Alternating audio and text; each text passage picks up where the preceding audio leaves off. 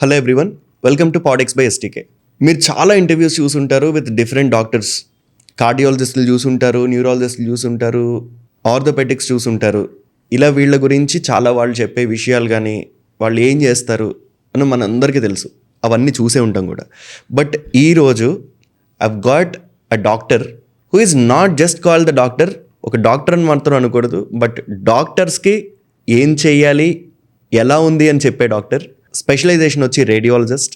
Radiology department గురించి మనందరికీ చాలా తక్కువ తెలుసు. ఇన్ఫ్యాక్ట్ నాకు కూడా ఇంటర్వ్యూ కంటే ముందు నాకు కూడా చాలా తక్కువ తెలుసు రేడియాలజీ గురించి కూడా. కానీ ఈరోజు ఆయన గురించి ఆయనతోటి మాట్లాడి అసలు మెడికల్ ఫీల్డ్లో రేడియాలజీ డిపార్ట్మెంట్ అనేది ఎంత ఇంపార్టెంట్ అనేది చాలా తెలుసుకున్నాను. సో వాటన్ని విషయాల గురించి చాలా ఇంట్రెస్టింగ్ టాపిక్స్ వచ్చాయి. అట్ ద సేమ్ టైం చాలా ఇంట్రెస్టింగ్ ఎగ్జాంపుల్స్ కూడా వచ్చాయి. సో అవన్నీ ఇప్పుడు ఈ పాడ్కాస్ట్లో చూడండి. Thank you so much. Consider subscribing to the channel. Hi అండి, Abhilash garu. Hi. How are you? Good. How are you? Ya, I'm good. Thank you so much for coming to Podex. It's my pleasure. ఈరోజు మనం మాట్లాడుకోవాల్సిన topics చాలా ఉన్నాయి. Okay. నేను already మీ గురించి మా ఆడియన్స్కి చిన్న ఇంట్రో అనేది ఇచ్చాను. Okay. So weed like to know about your self. ఇనీషియల్గా అసలు మీరు ఎక్కడ స్టార్ట్ అయ్యారు, మీ ఊరు ఎక్కడ, where did you study? I'm living now in Hyderabad. We're basically from Vizag. So మొత్తం ఎడ్యుకేషన్ అంతా like it was mixed all over the country and all. Finally radiology చేసింది అయితే ఇన్ పాండిచేరిలో చేశారు. పాండిచేరిలో okay, Mahatma Gandhi. Okay, later చిన్న fellowships అవన్నీ చేసాం కానీ బెంగళూరు అండ్ అబ్రాడ్లో కూడా. Now working in Hyderabad. Okay. So radiology department తీసుకోవాలని ఎలా అనిపించింది అసలు? అంటే there are lot of streams కదండి యూజువల్గా. అంటే నాకు personally coming to myself, నాకు ఫిజిక్స్ అంటే చాలా ఇష్టం. I initially wanted to become an engineer. Okay. So, but later on, because of lots of turns and twists, I ended up with medicine. Okay. And radiology, again, medical field lo kuda, which is very closely associated with physics. Okay. So, ఫిజిక్స్కి రేడియాలజీకి relation ఏంటండి? physics ki radiology ki relation ఏంటంటే, see, coming to radiology, మీరు general public తెలిసినంటే x ray, ultrasound, CT, MRI అంటారు. But they all work with physics. మీరు చూస్తే ఇప్పుడు అల్ట్రాసౌండ్ యూజువల్గా మాకు యూజువల్గా తెలిసింది ఏంటంటే ఎక్స్రే, ఎంఆర్ఐ, సిటీ స్కాన్ ఇవన్నీ మేము ఒక డయాగ్నోస్టిక్ సెంటర్కి వెళ్తే తీసి మాకు రిపోర్ట్ ఇస్తారు. పబ్లిక్ అది రేడియాలజిస్ట్ ఇస్తాడని కూడా చాలా మంది తెలియదు. తెలిసినా కూడా రేడియాలజిస్ట్ అంటే ఒక రకమైన డాక్టర్ అనుకుంటారు, అంతేగాని అంతే. ఇది ఒక స్పెషలైజేషన్. అసలు రేడియాలజిస్ట్ని మేము మా లైఫ్లో కన్సల్ట్ చేయలేదు, ఎస్ కానీ రెగ్యులర్ కన్సల్ట్ చేస్తూనే ఉంటాం. ఎస్ మోస్ట్లీ వేర్ అంటే తెర వెనకాల అంటారు కదా, సో ఆ టైప్ ఆఫ్ కేటగిరీ డాక్టర్స్ లో రేడియాలజిస్ట్ ఒకడు. సో ఐ హర్డ్ దట్ యూజువల్గా రేడియాలజిస్ట్ అంటే డాక్టర్, ఒక డాక్టర్కి doctor, you can say that. డాక్టర్కి డాక్టర్. ఎస్ డైరెక్ట్ పేషెంట్ కంటే కూడా డాక్టర్కే మోర్ కనెక్టెడ్ ఉంటుంది. ఓకే. ఫర్ ఎగ్జాంపుల్ మీరు ఒక పేషెంట్ చూసారు, మీకు కడుపు నొప్పి అని వచ్చాడు ఒకడు, వస్తే మీరు చూస్తున్నారు, బ్లడ్ టెస్ట్లు చేస్తున్నారు, కానీ ఆ లోపల ఏమైంది అసలు సిచ్యువేషన్ అంటే చూడాలంటే మీరు ఒక రేడియాలజిస్ట్కి ఒక అల్ట్రాసౌండ్ అబ్డామిన్ పంపిస్తారు. అక్కడ మళ్ళీ మేము ఇస్తాం ఒక report. For example kidney stone, appendicitis for XYZ what ever, accordingly you will treat the patient. Okay. మీరు ఇప్పుడు వైజాగ్లో చేశారు కదా, వైజాగ్ నుంచి పాండిచేరిలో రేడియాలజిస్ట్ చేశారు. ఫిజిక్స్ అన్నారు. ఎస్ ఎంపీసీయా లేకపోతే BiPC? You need to do your BiPC background. BiPC MBBS చేయాలి. ఎంబీబీఎస్ చేసిన తర్వాత నెక్స్ట్ మీరు సూపర్ స్పెషాలిటీ చూస్ చేసుకుంటారు కదా. Radiology even now considered as one of the top most branch. అచ్చా, రేడియాలజీ అనేది ఒక specialization. It's a specialization like cardiology, neurology లాగా రేడియాలజీ అనేది స్పెషలైజేషన్.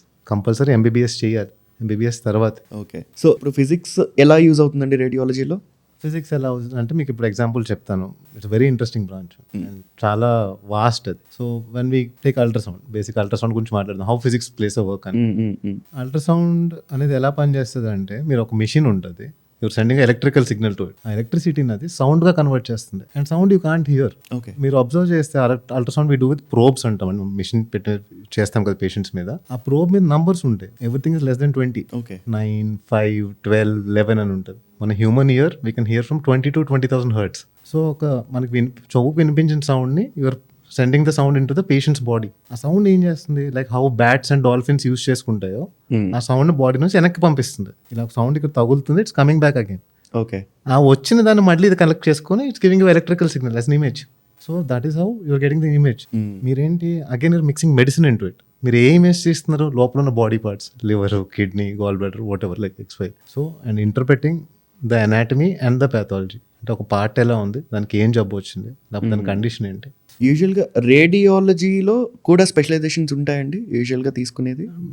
అంటే దాని స్పెషలైజేషన్స్ అనలేము. Now days you can call them, ఎందుకంటే సూపర్ స్పెషాలిటీస్ మాకు కూడా వచ్చాయి ఇంతకుముందు. రేడియాలజీలో కూడా.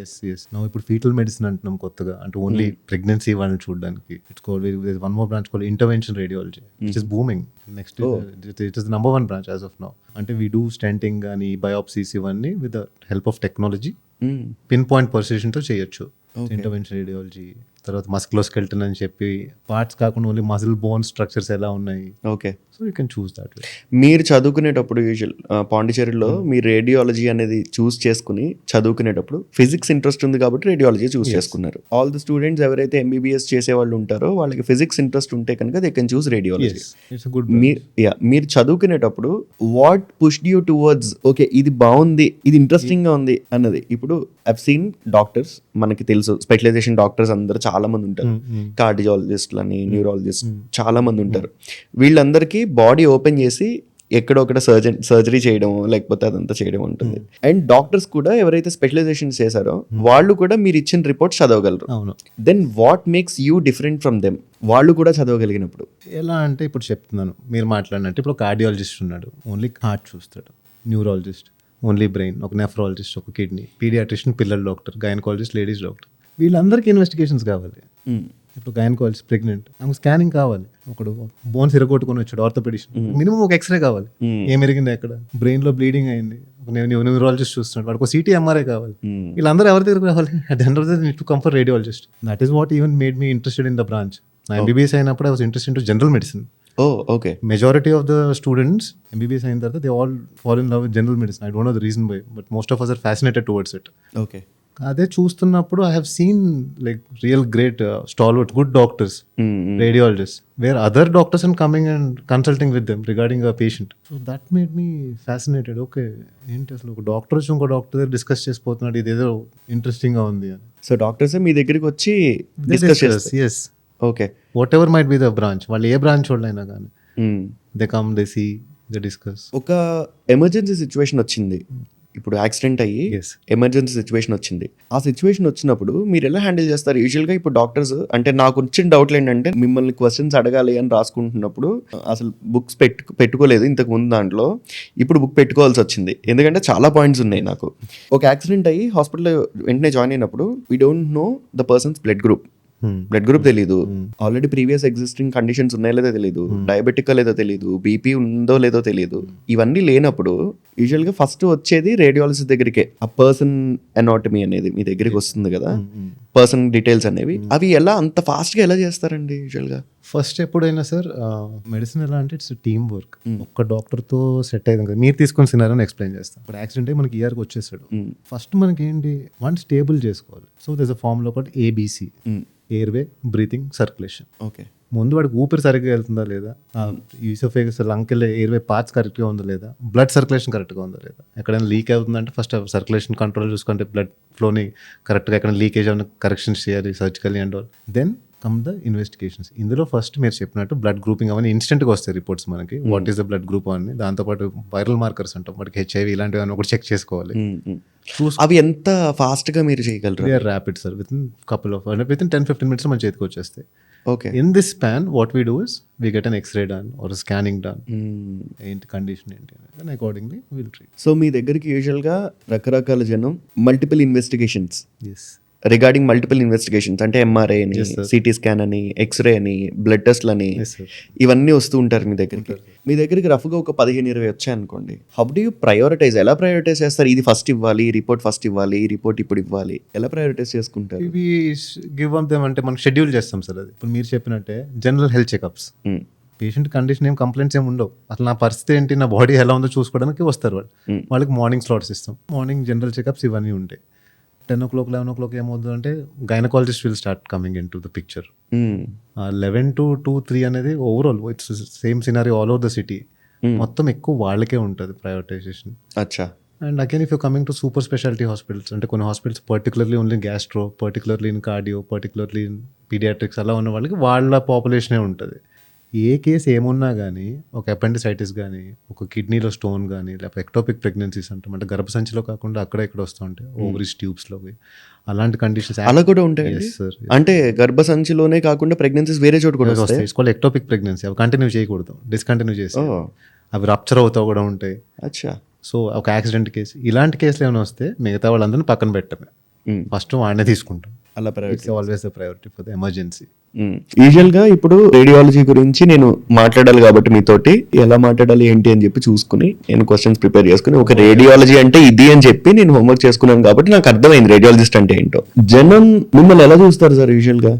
నేను రేడియాలజిస్ట్ అంటే ఇప్పుడు కార్డియాలజిస్ట్ అంటే నేను హార్ట్ చూస్తాను, న్యూరాలజిస్ట్ అంటే నేను బ్రెయిన్ మీద వర్క్ చేస్తా, ఆర్థోపెటిక్ అంటే నేను బోన్స్ చేస్తా, రేడియాలజిస్ట్ అంటే నేను రిపోర్ట్ చదువుతా అంటే ఎలా రిసీవ్ చేసుకుంటారు? ఎవడంటే అసలు పబ్లిక్ వెరీ జెన్యున్ క్వశ్చన్. అసలు మా స్పెషలైజేషన్ ఏంటి, మేము ఏం చేస్తాం చాలా మంది అసలు తెలియదు. రియలీ ఎడ్యుకేటెడ్ కొంచెం నాలెడ్జ్ ఉంటుంది. ఎగ్జాక్ట్లీ. రేడియాలజిస్ట్ అంటే అసలు ఒక స్కానింగ్ డాక్టర్ అంటారు అసలు ఇంకా చాలా మంది మన సైడ్. అసలు that is how it works I guess. ఎందుకంటే your never directly related to a patient. Direct గా మనకంటూ పేషెంట్ వచ్చేవాళ్ళు వెరీ స్లో, అంటే తక్కువ పర్సంటేజ్ ఉంటుంది. వస్తారా సార్ అసలు? అంటే మీరు ట్రీట్ చేయగలరా? ట్రీట్ అంటే డయాగ్నోస్ చేసి, అంటే ఇప్పుడు మీ దగ్గరికి డైరెక్ట్ వచ్చారనుకోండి, వస్తుంటే ఈ ప్రాబ్లం ఉందమ్మా పలానా డిపార్ట్మెంట్ మీరు రెఫర్ వెళ్ళండి అని చెప్పగలరు. ఓకే, అలా వచ్చే percentage it is there, but there very low. అందులో కూడా ఎలా వస్తారు, people might be already knowing you, లేకపోతే ఎవరైనా రెఫర్ చేస్తే తప్ప. మా దగ్గరకు పేషెంట్ వస్తున్నాడంటే ఒక డాక్టరే పంపిస్తాడు అంతే. డైరెక్ట్ రావడం ఇంపాసిబుల్ అసలు, అంట్లో తెలిస్తే తప్పితే. అయినా ఏంటది, లేకపోతే ఇంక మరీ కర్మ కాలిపోయి బిల్డింగ్ కింద పడిపోవటం. నేను మొన్న ఒక అబ్బాయి పడ్డాడు, లింగంపల్లి ట్రైన్ కింద పడ్డాడు. వాడు ఇంకా క్వశ్చన్ ఏమి ఉండదు కదా, తీసుకొచ్చి మేము ముందు పడుకోబెడతారు, మనం చేసి ఇది ఇలా అయింది ఇలా ఇలా అయిందని చెప్తే other department take over. Okay, since మనం కామన్ గా మాట్లాడుకుంటున్నాం కాబట్టి రేడియాలజీలో కామన్ పబ్లిక్ కి తెలియని కోణం ఏమైనా ఉందండి? Educate our people regarding radiation sir. అంటే మీకు రేడియాలజీలో అన్ని సేఫ్ కాదు. First of all I want mention this. Ultrasound, MRI safe, కానీ ఒక ఎక్స్రే, సిటీ అనేవి చాలా చాలా డేంజరస్. పబ్లిక్ కి ఎలా అంటే మీకు కళ్ళ ముందు డేంజర్ కనబడితే గానీ ఇక్కడ సిచ్యువేషన్ అంతా హ్యాపీ అనుకుంటాం, అంటే సేఫ్ అనుకుంటాం. That is not the situation. నేను చెప్తా ఉంటాం, ఎక్స్రేలు తీసేటప్పుడు అక్కడ ఉండకండి, సిటీ తీసేటప్పుడు రూమ్ లో ఉండొద్దు అని. వినరు చాలా మంది. మేము చూస్తాం లోపల పరిగెత్తుకుని వస్తూ ఉంటారు. పబ్లిక్ తెలుసుకోవాల్సింది ఏంటంటే x-ray and CT especially they are very dangerous rays. CT నుంచి వచ్చేది కూడా x-rays, they are purified x-rays. మీరు ఒకసారి ఆలోచించండి, జస్ట్ మీరు కెమెరాలో ఇలా క్లిక్ కొడితే what is inside your body నేను హెచ్డి క్లారిటీతో చూస్తున్నాను. It doesn't end there. ఆ రేస్ అన్ని గోడల నుంచి కూడా దాటి వెళ్ళిపోతూ ఉంటాయి, which will make your bones weak. Cataracts వచ్చే ఛాన్సెస్ చాలా హై ఉంటాయి. ఎన్ నెంబర్ ఆఫ్ క్యాన్సర్స్ వచ్చే ఛాన్సెస్ ఉంటాయి. ఫర్టిలిటీ, మగవాళ్ళకైనా ఆడవాళ్ళకైనా పిల్లలు పుట్టే ఛాన్సెస్ తగ్గిపోతూ ఉంటాయి. సార్ యూజువల్గా ఇప్పుడు ఎక్కడికైనా డాక్టర్ దగ్గరికి వెళ్ళామంటే ఫస్ట్ మనకి సజెస్ట్ చేసేది ఏమైనా బోన్ తింటే ఎక్స్రే. ఇమ్మీడియట్ గా ఎక్స్రే రాస్తారు, ఎందుకంటే cheaper option than CT, MRI వాటికంటే చీపర్ ఆప్షన్. ఎక్స్రే రాస్తారు. అది ఎంతవరకు తగ్గింది అని చూడడానికి మళ్ళీ ఇంకో ఎక్స్రే, తగ్గిందో లేదో చూడడానికి ఎక్స్రే, తగ్గిపోయాక మళ్ళీ అది సరిగ్గా ఉందో లేదో చూడడానికి ఎక్స్రే. Minimum 3 to 4 X-rays. మరి ఎందుకు రాస్తున్నారు డాక్టర్స్? ఎందుకు రాస్తున్నారు? మినిమం టైం గ్యాప్ తీసుకుంటారు. వెంటనే if you do it every day regular గా చేసుకుంటే ఇట్ ఇస్ డేంజరస్. ఓకే, ఆ టైం ఫ్రేమ్ ఎంత టైం ఫ్రేమ్ లో తీసుకోవచ్చు? Again it depends on case to case. కొన్నిసార్లు ఏంటంటే ఇప్పుడు నిజంగా క్రస్ట్ ఇంజరీ, సర్జరీస్ ఏమైనా కాంప్లికేట్ సర్జరీస్ చేస్తే ఆ రేడియేషన్ కంటే కూడా లోపల సిచ్యువేషన్ ఎలా ఉందో చూసుకోవడం ఇంపార్టెంట్ మనకి. ఒకటి క్యాలిక్యులేట్ చేస్తాం, రిస్క్ వర్సెస్ బెనిఫిట్ అంట. మీకు రిస్క్ అంటే బెనిఫిట్ ఎక్కువ ఉన్నప్పుడు పర్వాలేదు వెళ్ళొచ్చు. బట్ నార్మల్ పీపుల్, ఇప్పుడు మీరు వచ్చారనుకోండి, చూసుకోలేని ఒక ఎక్స్రే తీసుకోవాలనుకుంటాను, ఇప్పుడు తీసుకుంటే మళ్ళీ 3-4 months తర్వాత రా బాబు అంటాం, 6 months తర్వాత రా అంటాం, అయితే అవసరం లేకపోతే అసలు వద్దు అంటాం. Right situation. ఓకే, మీరు ఎలా ట్యాకిల్ చేస్తారండి ఆ రేస్ ని? ఇప్పుడు మీరు కంటిన్యూస్ అక్కడే ఉంటారు కదా. సపోజ్ నేను ఉన్నాను అంటే కెమెరాస్, లైటింగ్ కానీ ఇదంతా కొంత అలవాటు, కానీ డేంజరస్ కాదు. ట్రైన్ అవుతాం, టైర్డ్ అవుతాం. మీరు అక్కడ లోపల ఉన్నారు అంటే మీకు ఎక్స్రేస్ కానీ ఆ సిటీ, ఆ రేస్ అవన్నీ మీకు తగులుతూ ఉంటాయి. అంత తగులుతూ ఉన్నప్పుడు అంత రిస్క్ తీసుకుని లోపల మీరు ఎలా కోపపోతారు ఆ రిస్క్ కి? Professional hazard sir. ఇంకా మాకు they give a badge, it's called TLD badge అని కూడా పెడతాం మేము. ఎక్స్రేలో కానీ సిటీ దగ్గర పనిచేస్తున్నాం, ఎంత రేడియేషన్ బాడీ తీసుకుందని రికార్డ్ చేసుకుంటుంది. దాన్ని మేము బార్క్ అని బాబా అటామిక్ రీసెర్చ్ సెంటర్ అని చెప్పి పూనా, చెన్నైలో బ్రాంచెస్ ఉన్నాయి, వాళ్ళకి పంపిస్తూ ఉంటాం ఎవ్రీ 1 year. కొన్ని యూనిట్స్ ఇస్తారు. ఇది ఆ రేంజ్ కానీ దాటిందంటే I'm not suppose to work for 6 months అలా. మీరు ఎన్ని ఏళ్ల నుంచి మీరు దీంట్లో ఉన్నారు? ఆల్మోస్ట్ 9-10 years అయిపోయింది ఇంటూ రేడియాలజీ. మెడిసిన్ అయితే ఫ్రమ్ 2011. ఓకే, 10 years నుంచి రేడియాలజీలో ఉన్నారు. 10 years లో మీకు ఎప్పుడైనా బ్యాడ్ డిటెక్ట్ చేయకపోయినా, నేను అనేది బ్యాడ్ డిటెక్ట్ చేయకపోయినా? My own body have change. Skin చాలా డ్రై అయింది, lot of hair, eyesight, dry ice కొంచెం డిఫరెన్స్ వచ్చింది. బట్ అగైన్ ఇంకా ఆక్యుపేషనల్ హెజార్డ్ కానీ మిగతా ఏ దాంట్లోనూ ఇప్పుడు డాక్టర్స్ లో అంతా ఏ స్పెషలైజేషన్ లోనూ ఆక్యుపేషనల్ హజార్డ్ ఉండదు. ఇంత ఉండదు. ఇంత కాదు, నేను అనుకోవడం ఉండదు అనుకుంటున్నా. మేబీ వర్క్ స్ట్రెస్ ఉండొచ్చేమో అనుకుంటున్నాను. No sir, every doctor irrespective of any branch, ఆ డాక్టర్ వాళ్ళ లైఫ్ రిస్క్ చేస్తేనే ఒక హాస్పిటల్లో ఉండగలడు. ఇప్పుడు నా దగ్గరికి ఇంకోటి ఎవడు హ్యాపీగా డాక్టర్ దగ్గర రాడు. అంతే కదా, ఏడుస్తూనే వస్తాడు, బాధతోనే వస్తాడు తప్ప సార్ నేను హ్యాపీగా ఉన్నాను ఎవడు రాడు. కరెక్ట్. మనం వచ్చేటోడు కండిషన్ కరెక్ట్గా ఉంటుందంటే వాడు will come with disease or something which is communicable. TB patient full spread అవుతూ వస్తున్నాడు, వాడు టీబీ ఉందని నేను చూడండి నేను అనలేను కదా. అదర్స్ అందరు పారిపోయినాక నేను ఉండాలి అక్కడ, మీరు ఉండాలి. ఐ మీన్ ఆ డాక్టర్. సో ఒక డాక్టర్గా పని చేస్తున్నట్టు risking his life. So coming to this Covid టైంలో మీరు ఎలా మేనేజ్ చేశారండి యూజువల్ గా? ఎందుకంటే you might be getting lot of blood test reports చాలా వచ్చుంటాయి, టెస్ట్ కిట్స్ కానీ చాలా వచ్చుంటాయి. మీరు చాలా దగ్గరగా వర్క్ చేయాలి కదా పేషెంట్స్ తోటి. పేషెంట్స్ తోటి కంటే కూడా not with patients as well, మీరు ఆ పర్టికులర్ సినారియో ఎన్వైర్న్మెంట్ తోటి, ఆ వైరస్ తోటి మీరు వర్క్ చేయాలి కదా సంథింగ్ దగ్గరగా ఉండి. ఎలాంటి జాగ్రత్తలు తీసుకున్నారు యూజువల్ గా? కోవిడ్ నా లైఫ్ చాలా చేంజ్ చేసిందండి. It was a completely different phase. ఏమైందంటే నేను మియాపూర్లో వర్క్ చేస్తాను ఇప్పుడు హైదరాబాద్లో. మా హాస్పిటల్ చుట్టూ 7-8 బిగ్ మల్టీ స్పెషాలిటీ హాస్పిటల్స్ ఉన్నాయి. 7 రేడియాలజిస్టులు ఉండేవాళ్ళం. Out of 6 got Covid positive in the first wave. నేను ఒక్కడనే ఎస్కేప్ అయ్యాను ఫస్ట్ వేవ్ లో. అందరు పీపీ కిట్స్ వేసుకునే వాళ్ళం. ఏమైందో I don't no, they got infected. అప్పుడు ఏంటంటే పానిక్ మోడ్ కూడా ఉంటుంది. అండ్ ఫన్నీయెస్ట్ పార్ట్ అంటే కమింగ్ టు రేడియాలజీ టాపిక్ కనుక, Covid was everything on HRCT, అంటే చెస్ట్ స్కాన్ చేసి ఫస్ట్ కేసు నాకు వచ్చింది. నేను చూసాను, పేషెంట్ సిటీ చేసాము. అసలు రిపోర్ట్లో ఏం రాయాలి? కోవిడ్ ఫస్ట్ కేసు, అందరికీ కోవిడ్ ఫస్ట్ టైం. కరెక్ట్, అవును. అది కోవిడ్ అని ఎలా చెప్పాలి? ఆ డైలమా నడుస్తూ ఉండే నా స్టేజ్లో. How to report, what to say, ఇంకా ఇనిషియల్ స్టేజెస్. ఆ టైంలో చుట్టుపక్కల రేడియాలజిస్ట్ అందరూ వాళ్ళు సిక్ అండ్ ఎవరు ఐసోలేషన్ అట్ హోమ్, ఇంట్లో లాక్డౌన్లో అయిపోయిన సిచ్యువేషన్. ఆ ఏరియా సార్, మీరు నమ్ముతారా నమ్మరు, 150 to 200 సిటీ స్కాన్స్ వచ్చావు per day. It happen for span of 3 to 4 months రెగ్యులర్గా. నేను అసలు మా పేరెంట్స్ని అబ్రాడ్ పంపించేసాను. I was staying all alone. తెలియదు అంటే హాస్పిటల్లో నా చుట్టూ అందరు తగ్గుతూ, there all covid patients, covid positive patients, hundreds of them. నిండిపోయి ఉండదు ఫ్లోర్ అంతా. స్కాన్ తీయటం, పంపించడం, పాజిటివా నెగిటివ్. ఆ టైంలో అదొక డైలమా. కొందరు ఏంటంటే పాజిటివ్ ఉండేవాళ్ళు కానీ సిటీలో ఫైండింగ్స్ ఉండేవి కాదు. కొందరేమో అక్కడ ఫైండింగ్స్ చూపించేది, ఇక్కడ కోవిడ్ నెగిటివ్ వచ్చేవాళ్ళు. It was a very difficult situation. వాళ్ళు అనలైజ్ చేసి అంతా చూసుకొని. మేమందరం అయితే we all should be very thankful to you doctors. ఎందుకంటే అప్పుడు మీరు అంత ఓవర్ గా ట్రైన్ అయ్యి ఓవర్ టైడ్ అయినా సరే కష్టపడ్డారు కాబట్టి ఇప్పుడు కొంచెం ఉండగలుగుతున్నారు. ఇప్పుడు అడ్వాన్స్మెంట్స్ ఎలా వచ్చాయండి? కోవిడ్ స్ట్రైన్, మీకు కోవిడ్ స్ట్రైన్ ఎప్పటికప్పుడు మారుతూ వచ్చింది కదా యూజువల్ గా. ఒమిక్రాన్ అని వచ్చింది, ఇప్పుడు ఇండోనేషియాలో జరుగుతుంది కదా. మీరు ఆ ఫైండింగ్స్ ని ఇప్పుడు మీరు అన్నట్టు హెచ్ఆర్సిటీ స్కాన్ చేసినప్పుడు ఎలా రాయాలో తెలీదు అని మీరు అన్నారు స్టార్టింగ్ కేస్ లో. ఇప్పుడు స్ట్రైన్ మార్చుకుని వచ్చినప్పుడు దానికి ఎలా రాయాలో ఎలా తెలుస్తూ ఉంటుంది మళ్ళీ? అగైన్ సార్, ఇదేంటంటే మనకి కోవిడ్ అనేది వైరస్ కదా, they all belong to influenza అనే ఫ్యామిలీవి. బిఫోర్ కోవిడ్ కూడా మనకి ఆ టైప్ ఫైండింగ్స్ వచ్చేవి, కానీ we know what it was, viral pneumonitis అలా చెప్పేవాళ్ళు. కోవిడ్ అప్పుడు ఏంటంటే మా అండర్స్టాండ్, మాకు అర్థం కావడానికి ఒక లిటిల్ టైం పట్టింది, ఒక 1 month 2 months ఇలా అని. మీరు చెప్పినట్టు ఒమైక్రాన్ అవి వచ్చాయంట. Even the new variants not as dangerous as the previous once. అచ్చా, ఇప్పుడు వచ్చింది కూడా అంత డేంజరస్ కాదంటారు? ఇప్పుడు వచ్చింది కూడా they won't kill you at least. నేను రీసెంట్ గా ఒక న్యూస్ లో చదువుతూ ఉంటే Covid was a pandemic, but ఇప్పుడు వచ్చే స్ట్రెయిన్స్ అన్ని కూడా ఎండమిక్ అంటున్నారు.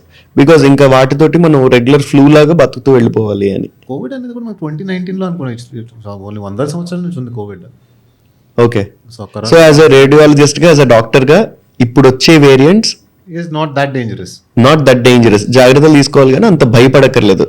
That's what. Wash your hands, mask ఒకటి పెట్టుకోండి, and public place, over crowded ప్లేస్ని అవాయిడ్ చేయండి. నాట్ ఓన్లీ ఫర్ కోవిడ్, చాలా జబ్బులు రావు. అది కష్టంలేండి, అది చాలా కష్టం. మనం ఇప్పుడు ఉన్న సిచ్యువేషన్ లో ఐ డోంట్ థింక్ మనం ఓవర్ క్రౌడెడ్ ప్లేస్ ని అవాయిడ్ చేయడం ఇంపాసిబుల్ అది మనకి. సార్, ఇప్పుడు మీరు యూజువల్గా రేడియాలజిస్ట్ అంటే మెషిన్స్ మీద ఆధారపడతారా, లేదా మీరు మైక్రోస్కోప్ లో మీరు చూసి మీరేమన్నా చేస్తారా? Everything is dealt with technology. So technology దగ్గరికి వస్తే ఇప్పుడు ఏఐ వచ్చింది. రేడియాలజిస్ట్కి career AI can't replace us. అదైతే కాన్ఫిడెంట్గా చెప్పు. అదే మీరు మెషిన్స్ మీద ఆధారపడుతున్నారు. మెషిన్స్ మీద ఆధారపడి ఏఐ మొత్తం రిపోర్ట్స్ కూడా జనరేట్ చేసేస్తుంది. ఆల్రెడీ సిటీ ఎంఆర్ఐ మీద చాలా వరకు వచ్చింది వర్క్. అదే మిషన్ ఇస్ గివింగ్, అదే స్కాన్ చేసుకుని అదే ప్రాబ్లం ఏంటి, డయాగ్నోసిస్ ఏంటి చెప్పగలుగుతుంది. But again without verification, without దాని వ్యాలిడేషన్ యూ కాంట్. కానీ అంటే ఇక్కడ ఒక సిచ్యువేషన్ ఏంటంటే 10 రేడియాలజిస్టులు అవసరం అయ్యే చోట ఇద్దరికి పడిపోయే స్కోప్ ఉంది అంటారా దాంట్లో? ఐ డోంట్ థింక్ సో, ఎందుకంటే ultrasound AI can't replace. Maybe CT MRI మీరు చెప్పినట్టు అవ్వచ్చేమో, not so sure, but ultrasound you can't. ఎంత ఏ వచ్చినా కానీ machine might help the radiologist, but it can't take over. Okay, అంటే ఎక్స్రే కానీ, బ్లడ్ టెస్టులు కానీ, సిటీ కానీ, ఎంఆర్ఐ కానీ, ఇవన్నీ ఎక్స్రే తీసినప్పుడు అదే అంటున్నాను. ఇప్పుడు ఫర్ ఎగ్జాంపుల్ మీరే వచ్చారు, అక్కడ ఒక రోబోట్ మీకు ఎక్స్రే తీసి మీకు రిపోర్ట్ ఇచ్చింది, ఇక్కడ ఒక మనిషి చూసి మీకు రిపోర్ట్ రాసిస్తున్నాడు, మీరు ఎవరు నమ్ముతారు? ఇప్పుడున్న సిచ్యువేషన్లో నేను మనిషిని నమ్ముతా. కానీ ఇప్పుడు ఎంత అడ్వాన్స్డ్గా వస్తుంది అంటే it can do anything better than human being. Maybe after 10 years or 15 years ఈ అడ్వాన్స్మెంట్స్ అనేవి ఎలా ఉంటాయి అనుకుంటున్నారు ఏది? రిగార్డింగ్ రేడియాలజీ అయితే ఎస్ డెఫినెట్లీ ఫాస్టర్ రిపోర్టింగ్, ఫాస్ట్గా రావచ్చు. ఓకే, అది ఏం చెప్పినా కానీ ఒక రేడియాలజిస్ట్ చూసి కన్ఫర్మ్ చేసుకోవడానికి it won't take a minute. మనమే డయాగ్నోస్ చేసి ఒక half an hour quality of images పెరగచ్చు విత్ ఏఐ.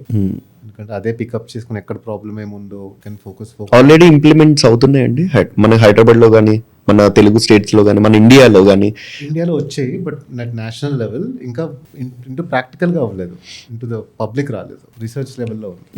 ఓకే, సో ఇప్పుడు మీరు చాలా కేసెస్ చూస్తూ ఉంటారు కదా, మోర్ దెన్ డాక్టర్స్. ఎందుకంటే 10 మంది డాక్టర్స్ దగ్గరికి 10 మంది పేషెంట్స్ వెళ్తే 10 మంది డాక్టర్స్ 10 మంది పేషెంట్స్ మీ దగ్గరికి వస్తుంది, మీ దగ్గరికి వస్తూ ఉంటాయి. మీరు రిపోర్ట్ చూసేటప్పుడే మీకు అర్థమైపోతుంది బేసిక్ గా లోపల ఏముంది, ఏం జరుగుతుంది అని మీకు. లుక్ ఫర్ అలా చూసిన వాటిల్లో రిపోర్ట్ చూసి డాక్టర్ దగ్గరికి వెళ్ళాక ఆ డయాగ్నోసిస్ తప్పైన సిచ్యువేషన్స్ ఏమైనా ఉన్నాయా?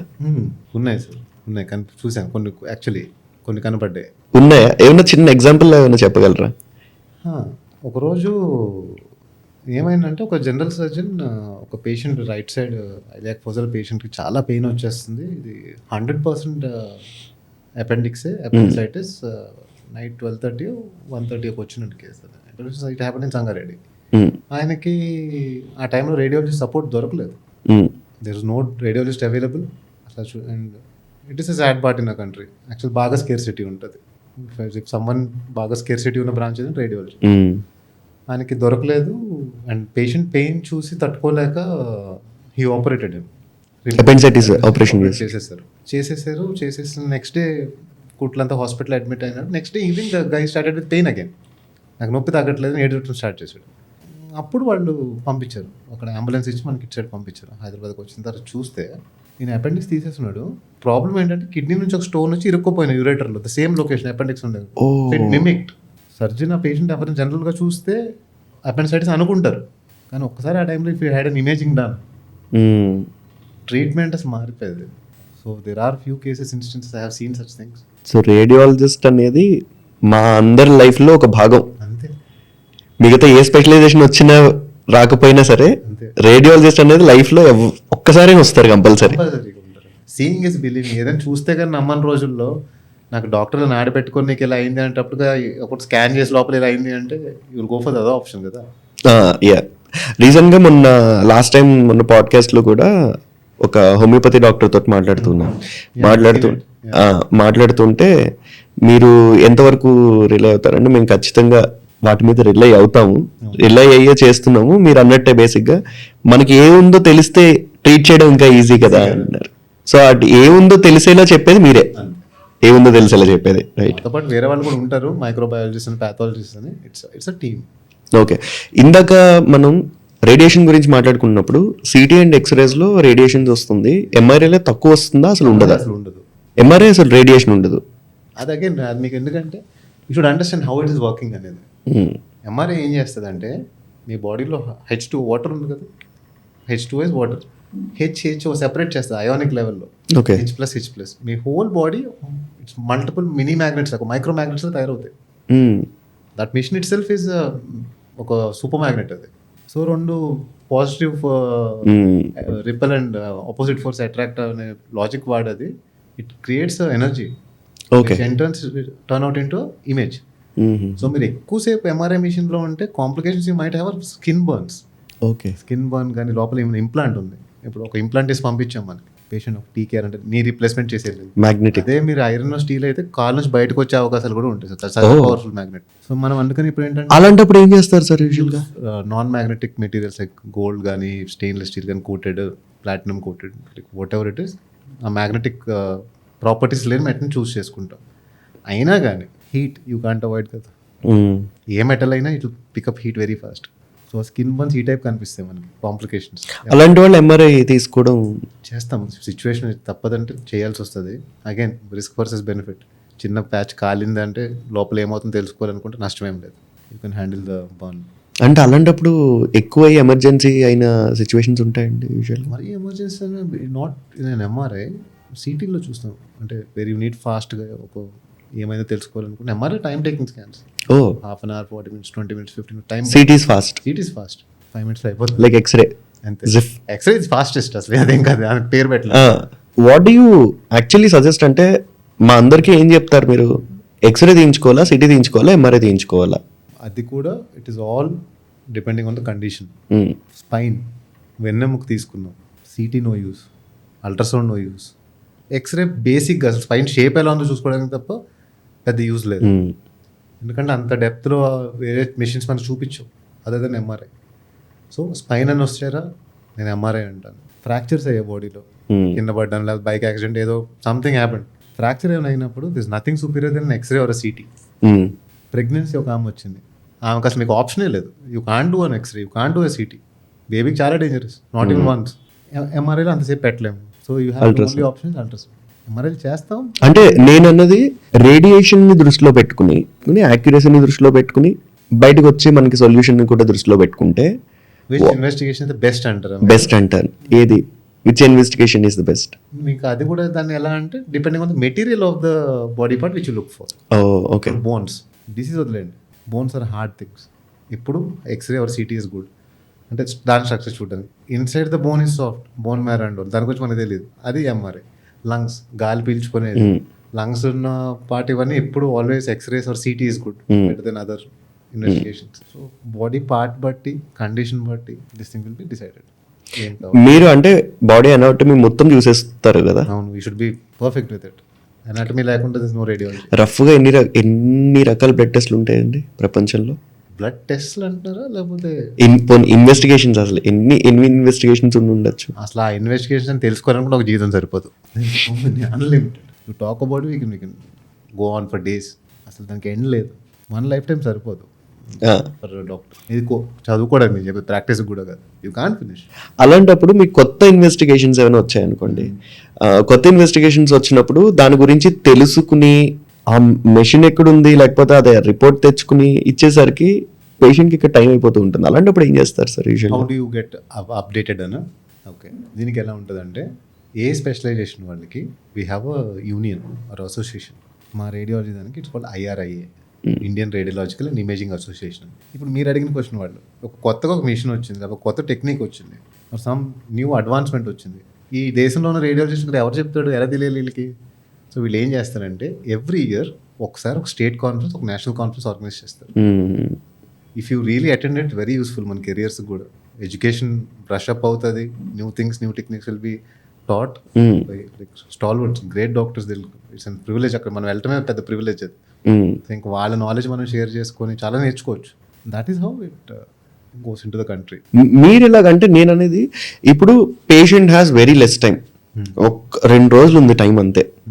బ్లడ్ టెస్ట్లు చేశారు, మల్టిపుల్ బ్లడ్ టెస్ట్లు చేశారు, అన్ని నార్మల్ వస్తున్నాయి, కానీ there is some condition. End of the day detect చేయాల్సింది డాక్టర్ కంటే కూడా రేడియాలజిస్ట్ కూడా డాక్టర్తో మాట్లాడుతూ ఇది ఇలా చేద్దామా, ఇది ఇలా చేద్దామని మాట్లాడుకుంటూ ఉండాలి. రైట్, డిస్కషన్ చేస్తూ ఎలా చూసుకుంటారు ఆ ఇన్వెస్టిగేషన్స్ అనేది? ఓకే దీని తర్వాత ఇది చేద్దాము అని ఎలాగా? ఎందుకంటే పేషెంట్లకి మాకు హాస్పిటల్స్ బిల్స్ పెరిగిపోతున్నాయి, ఇన్వెస్టిగేషన్స్ పెరిగిపోతే బిల్స్ పెరుగుతున్నాయి, నార్మల్ వస్తూ ఉంటుంది. ఎలా డిసైడ్ అవుతారు యూజువల్ గా టైం? డాక్టర్ అనవసరంగా టెస్టులు రాసేసాడు, ఇదే ఎగ్జాక్ట్లీ డబ్బులు తినేసారు, అది ఇది అని. అవును. అది ఎలా డిసైడ్ చేయాలంటే ఇప్పుడు ఒక సినారీ తీసుకుని, జ్వరం వచ్చింది ఒకరికి, ఫీవర్ వస్తే వచ్చారు మీ దగ్గరికి, పారాసిటమాల్ వేసుకొని తగ్గుతుంది అన్నారు, డోలో 650 రాసి ఇచ్చారు, అది తగ్గలేదు. నెక్స్ట్ డే రమ్మన్నారు, బ్లడ్ టెస్టులు చేశారు, బ్లడ్ టెస్ట్ చేస్తే ఒక ఇన్ఫెక్షన్ లెవెల్ ఎలా ఉంది, అది ఒక బేసిక్ డబ్ల్యూబీసీ అంటాం, ఓకే ఇది ఉందా, ఇంకొక యాంటీబయాటిక్ పెడదాం అంటాం, తగ్గలేదు. ఆ నెక్స్ట్ డే చేసినప్పుడు ఏంటి, వీడికి ఫీవర్ తగ్గట్లేదు, పర్టికులర్లో ఫీవర్ కోసం మనం వెతకాలి. ఇప్పుడు ఇంకేంటి మీ సర్చ్ అది ఏంటంటే ఇంకా డైవర్స్ అవుతుంది. ఇప్పుడు ఓకే ఈ పాయింట్ నుంచి ఈ పాయింట్కి ఈ పాయింట్ ముందు ఈ లోపు పేషెంట్ కి అడ్వర్స్ అవ్వట్లేదండి ఎఫెక్ట్స్? అడ్వర్స్ ఎఫెక్ట్స్ అవుతున్నప్పుడు that is, but this is the only way how do you deal with it. మీరు ఫస్ట్ డే ఆ టైంలో అంత ఫాస్ట్ గా మీరు ఎలా డిసైడ్ అవుతారు, దేని మీద డిసైడ్ అవుతారు? పోనీ మీరు అన్నట్టు ఫీవర్ అనే ఎగ్జాంపుల్ తీసుకుందాం, అది డెంగ్యూ అవ్వచ్చు, అదే మలేరియా అవ్వచ్చు, నెక్స్ట్ అక్కడికే వస్తున్నాను. కోవిడ్ దగ్గరికి అవ్వచ్చు, ఎలా డిసైడ్ అవుతారు? ఫస్ట్ ఏంటంటే blood markers, basic blood test CBP అంటాం, కంప్లీట్ బ్లడ్ పిక్చర్. అందులో ఒక ఐడియా వస్తుంది, ప్లేట్లెట్లు పడిపోతున్నాయా, హిమోగ్లోబిన్ ఎంత, వైట్ బ్లడ్ సెల్స్ ఎలా ఉన్నాయి. ఇప్పుడు ప్లేట్లెట్లు పడిపోతున్నాయి ఎలా అనుకుంటే మళ్ళీ మేము అక్యూట్ ఫెబ్రల్ ఇల్నెస్ అంటే వైరల్ ఫీవర్ అని అనుకుంటాం, డెంగ్యూ అని అనుకుంటాం. ఈ టైంలో అలాంటివి చూసి మాకు అల్ట్రాసౌండ్ రాస్తారు. ఓకే, ఈ బ్లడ్ టెస్ట్లు ఎంత తేడాగా ఉన్నాయి, ఒకసారి అల్ట్రాసౌండ్ అబ్డామిన్ చేసి చూద్దామా అని. అందులో లివర్ వాచ్ ఉందా, గాల్ బ్లాడర్ వాచ్ ఉందా, స్ప్లీన్ అనే పార్ట్ ఉంటుంది, లంగ్స్లో ఏమైనా వాటర్ వచ్చాయి, స్టమక్లో ఏమైనా వాటర్ వచ్చాయి, దాన్ని బట్టి మనం మీకు narrow the search then again. So it's a mix, ఒక బ్లడ్ ఇన్వెస్టిగేషన్, ఒక imaging plus the patient condition, ఈ మూడు అనలైజ్ చేసుకుంటేనే you can get a good result. కానీ షుడ్ ఫాలో ద ప్రాసెస్. ఇప్పుడు నేను చేయొచ్చు, మీరు చెప్పినట్టు ఇవన్నీ కాకుండా directly I can go to the end of the direct నేను డెంగ్యూ టెస్ట్ మలేరియా టెస్ట్ చేసుకుని మిగతా స్కిప్ చేసుకోవచ్చు. ఇఫ్ ఇట్ కమ్స్ పాజిటివ్ మీరే సూపర్ డాక్టర్ అంటారు, అది నెగిటివ్ వచ్చిందంటే పైసల కోసం రాసిన టెస్ట్ నువ్వు ఎక్కువ రాసినావు అంటారు. సో మన కంట్రీలో it's a difficult scenario. Cost దగ్గరికి వచ్చేసరికి సార్, డయాగ్నోస్టిక్ సెంటర్స్ లో మనం చూస్తే ఒక డయాగ్నోస్టిక్ సెంటర్ లో సిబిపి అంటే కంప్లీట్ బ్లడ్ పిక్చర్ 100 రూపాయలు చేస్తే ఇంకో చోట 1000 రూపాయలు చేస్తారు. రెండు చోట్ల ఇచ్చే రిపోర్ట్స్ అవే అయినప్పుడు 100 ఎందుకు 1000 రూపాయలు ఎందుకు సార్? మీరు సేమ్ ఇది ఒక ఇడ్లీతో చెప్పొచ్చు. ఇది నేను మనకు ఒక రోడ్డు మీద ఇడ్లీ 2 రూపాయలు, అదే మన తాజ్ హోటల్కి వెళ్ళండి 500. అంటే అక్కడ quality and facilities matter. Same అంటే ఇక్కడ కూడా brand value. I'm going to super speciality corporate hospital. మీరు ఎక్స్రే తీయించుకోవడానికి వచ్చారు, మీకు వచ్చిన వెంటనే మీకు ఒక హైఫై అడ్వాన్స్ హాల్ ఎందుకు, మీకు ఒక వాటర్ బాటిల్ ఎందుకు, విచ్ ఇస్ ఆల్ ఆ ఛార్జ్ చేసేది మీ మీదే. అవన్నీ వాడు మీ మీద ప్రేమతో తెచ్చుకొచ్చి మీకు వాటర్ బాటిల్ ఇవ్వట్లేదు. వాడు ఎక్స్రే 2000 వేస్తున్నాడు, 10 రూపాయలు వాటర్ బాటిల్ ఫరక్ పడదు. అదే మీరు చిన్న సెంటర్కి వచ్చి తినడానికి 300-400 అవుతుంది. ఇక్కడ will be more crowded, less sophistication, ఇవన్నీ ఉంటుంది. యాక్యురసీ ఉంటుందండి యూజువల్గా అలాంటి చోట? It is all about the radiologist, okay, not about the setup. Centre మీద కాదు, సెంటర్ మీద it is all about the doctor. Accuracy are the machines. How accurate are the machine అంటే దే ఆర్ లైక్ మన TV లాగా. ఇప్పుడు LCD LED ఎలాగో like ఈ ప్లాస్మాస్ ఎలా అంటారో, మీరు ప్రైస్ పెరిగిపోతుంది మిషన్కి. అంటే ఇప్పుడు ఎంఆర్ఐ టెస్లాలో మెజర్ చేస్తున్నాను, 0.3 టెస్లా, 1.5 టెస్లా, 3 టెస్లా అలా. సో ఎంత టెస్లా పెరిగిపోతూ ఉంటే మీకు అంత రెజల్యూషన్ పెరిగిపోతుంది. ఓకే, మీకు హయ్యర్ క్వాలిటీ ఇమేజ్ అంటే better machine, meaning higher the price. So ఈ ఎంఆర్ఐ సిటీ అనేవి కూడా కామన్ మ్యాన్ అసలు భయపడతాడు చూసే. Very expensive investigations also. అదొకటే మన గవర్నమెంట్ కొంచెం ఇన్వాల్వ్ అయ్యి కొంచెం can support the health care, especially common పీపుల్కి, it will be real benefit. ఎలాంటి చేంజ్ వస్తే బెటర్ అండి రేడియాలజీలో? ఇప్పుడు మీరు ఇన్నేళ్ళ నుంచి ఆల్మోస్ట్ ఫ్రమ్ అ డికేడ్ ఉన్నారు, మీరు రేడియాలజీలో. ఏం చేంజ్ వస్తే బాగుంటుందని మీరు ఫీల్ అవుతున్నారు? జనరల్లీ టాకింగ్ అంటే వాళ్ళు ఏమంటారు, మెడికల్ ఫెటర్నిటీ హాస్పిటల్స్ వాళ్ళు పెట్టుకుంటే ఎక్విప్మెంట్ ఇస్ వెరీ కాస్ట్లీ. ఇంకా ఏ బ్రాంచ్లో ఉండదు అంత కాస్ట్లీ ఎక్విప్మెంట్ రేడియాలజీలో. అసలు థౌసండ్స్లో ఏది ఉండదు, anything starting from lakhs. So మేము ఇంత ఇన్వెస్ట్ చేసాము, మాకు ఇంత రిటర్న్స్ రావాలి. I'm talking like business man, doctor గారు బిజినెస్ అవుతుంది. నేను ₹1,00,00,000 పెట్టి మిషన్ కొన్నాను, నాకు ఆ ₹1,00,00,000 వెనక్కి రావాలి.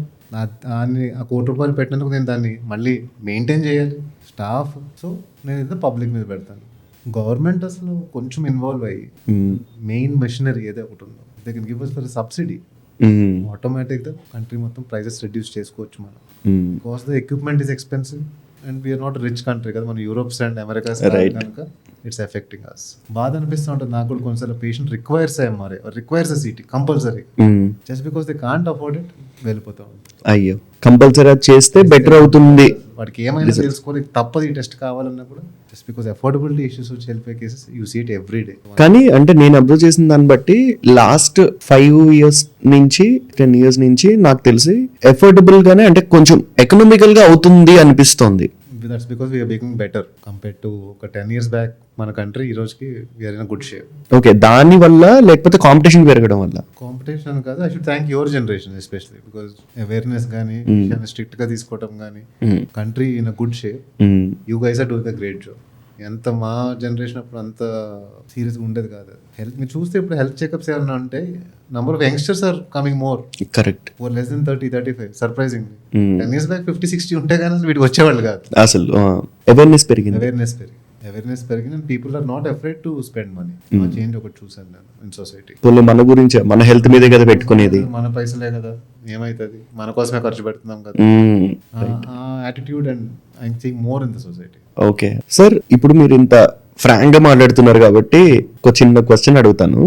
డాక్టర్ దగ్గరికి వెళ్ళినప్పుడు మాకు ప్రిస్క్రిప్షన్ రాసి చెకప్ కోసం అని చెప్పి ఒక particular so and so diagnostic centre లోనే చేయించుకోండి అని స్పెసిఫిక్ గా చెప్పి మరి పంపిస్తారు డాక్టర్స్. యాక్చువల్ గా దానివల్ల ఏం లాభం ఉంటుందండి? నేను మీకు ఫ్రాంక్ గానే ఆన్సర్ చేస్తాను.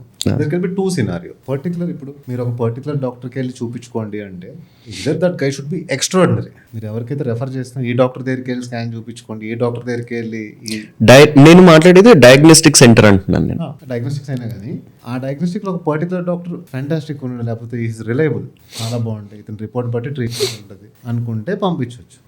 Second scenario is which is most common. నేను ఇందాక మీకు ఫస్ట్ చెప్పింది రేర్. అలాంటి డయాగ్నోస్టిక్స్ లో ఒక మంచి రేడియాలజిస్ట్ అనే ఉన్నారు.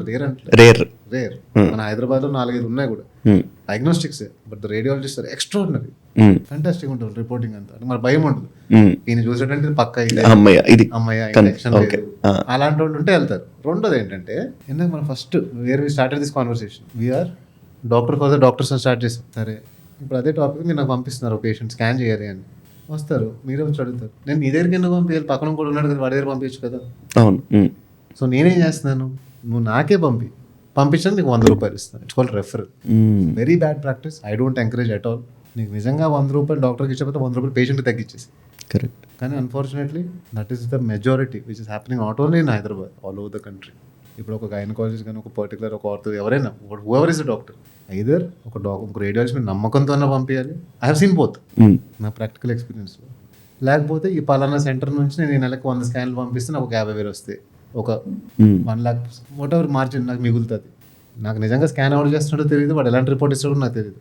కానీ ఆ డయాగ్నోస్టిక్ అయితే నాకు ఇంత రెఫరల్ వస్తుంది. That's why I send my patient referral amount, referral bonus. అంతే. Have you seen any doctors, ఎవరైనా డాక్టర్స్ చూసారా దట్ అవసరం లేకపోయినా కొన్ని టెస్టులు రాసి డబ్బులు వస్తాయి కదా అని చెప్పి టెస్టులు రాసి మీ దగ్గర పంపిన వాళ్ళు? నా పర్సనల్ నా లైఫ్లో నేను చూసాను, నేను జనరల్ కమ్యూనిటీలో కూడా చూసాను. అగైన్ 100 డాక్టర్స్లో 90 are really good people sir. మీరు ఒక డాక్టర్ అంటే ఫర్గెట్ అబౌట్ హిస్ ప్రొఫెషనల్గా పేషెంట్ని ట్రీట్ చేస్తాం, ఇదంతా they really good people at heart ఉంటారు. నేనేం 100 మంది డాక్టర్లు మంచోళ్ళు అంటలేదు, ఒక 10 మంది కన్నింగ్ ఉంటారు మా కమ్యూనిటీలో కూడా.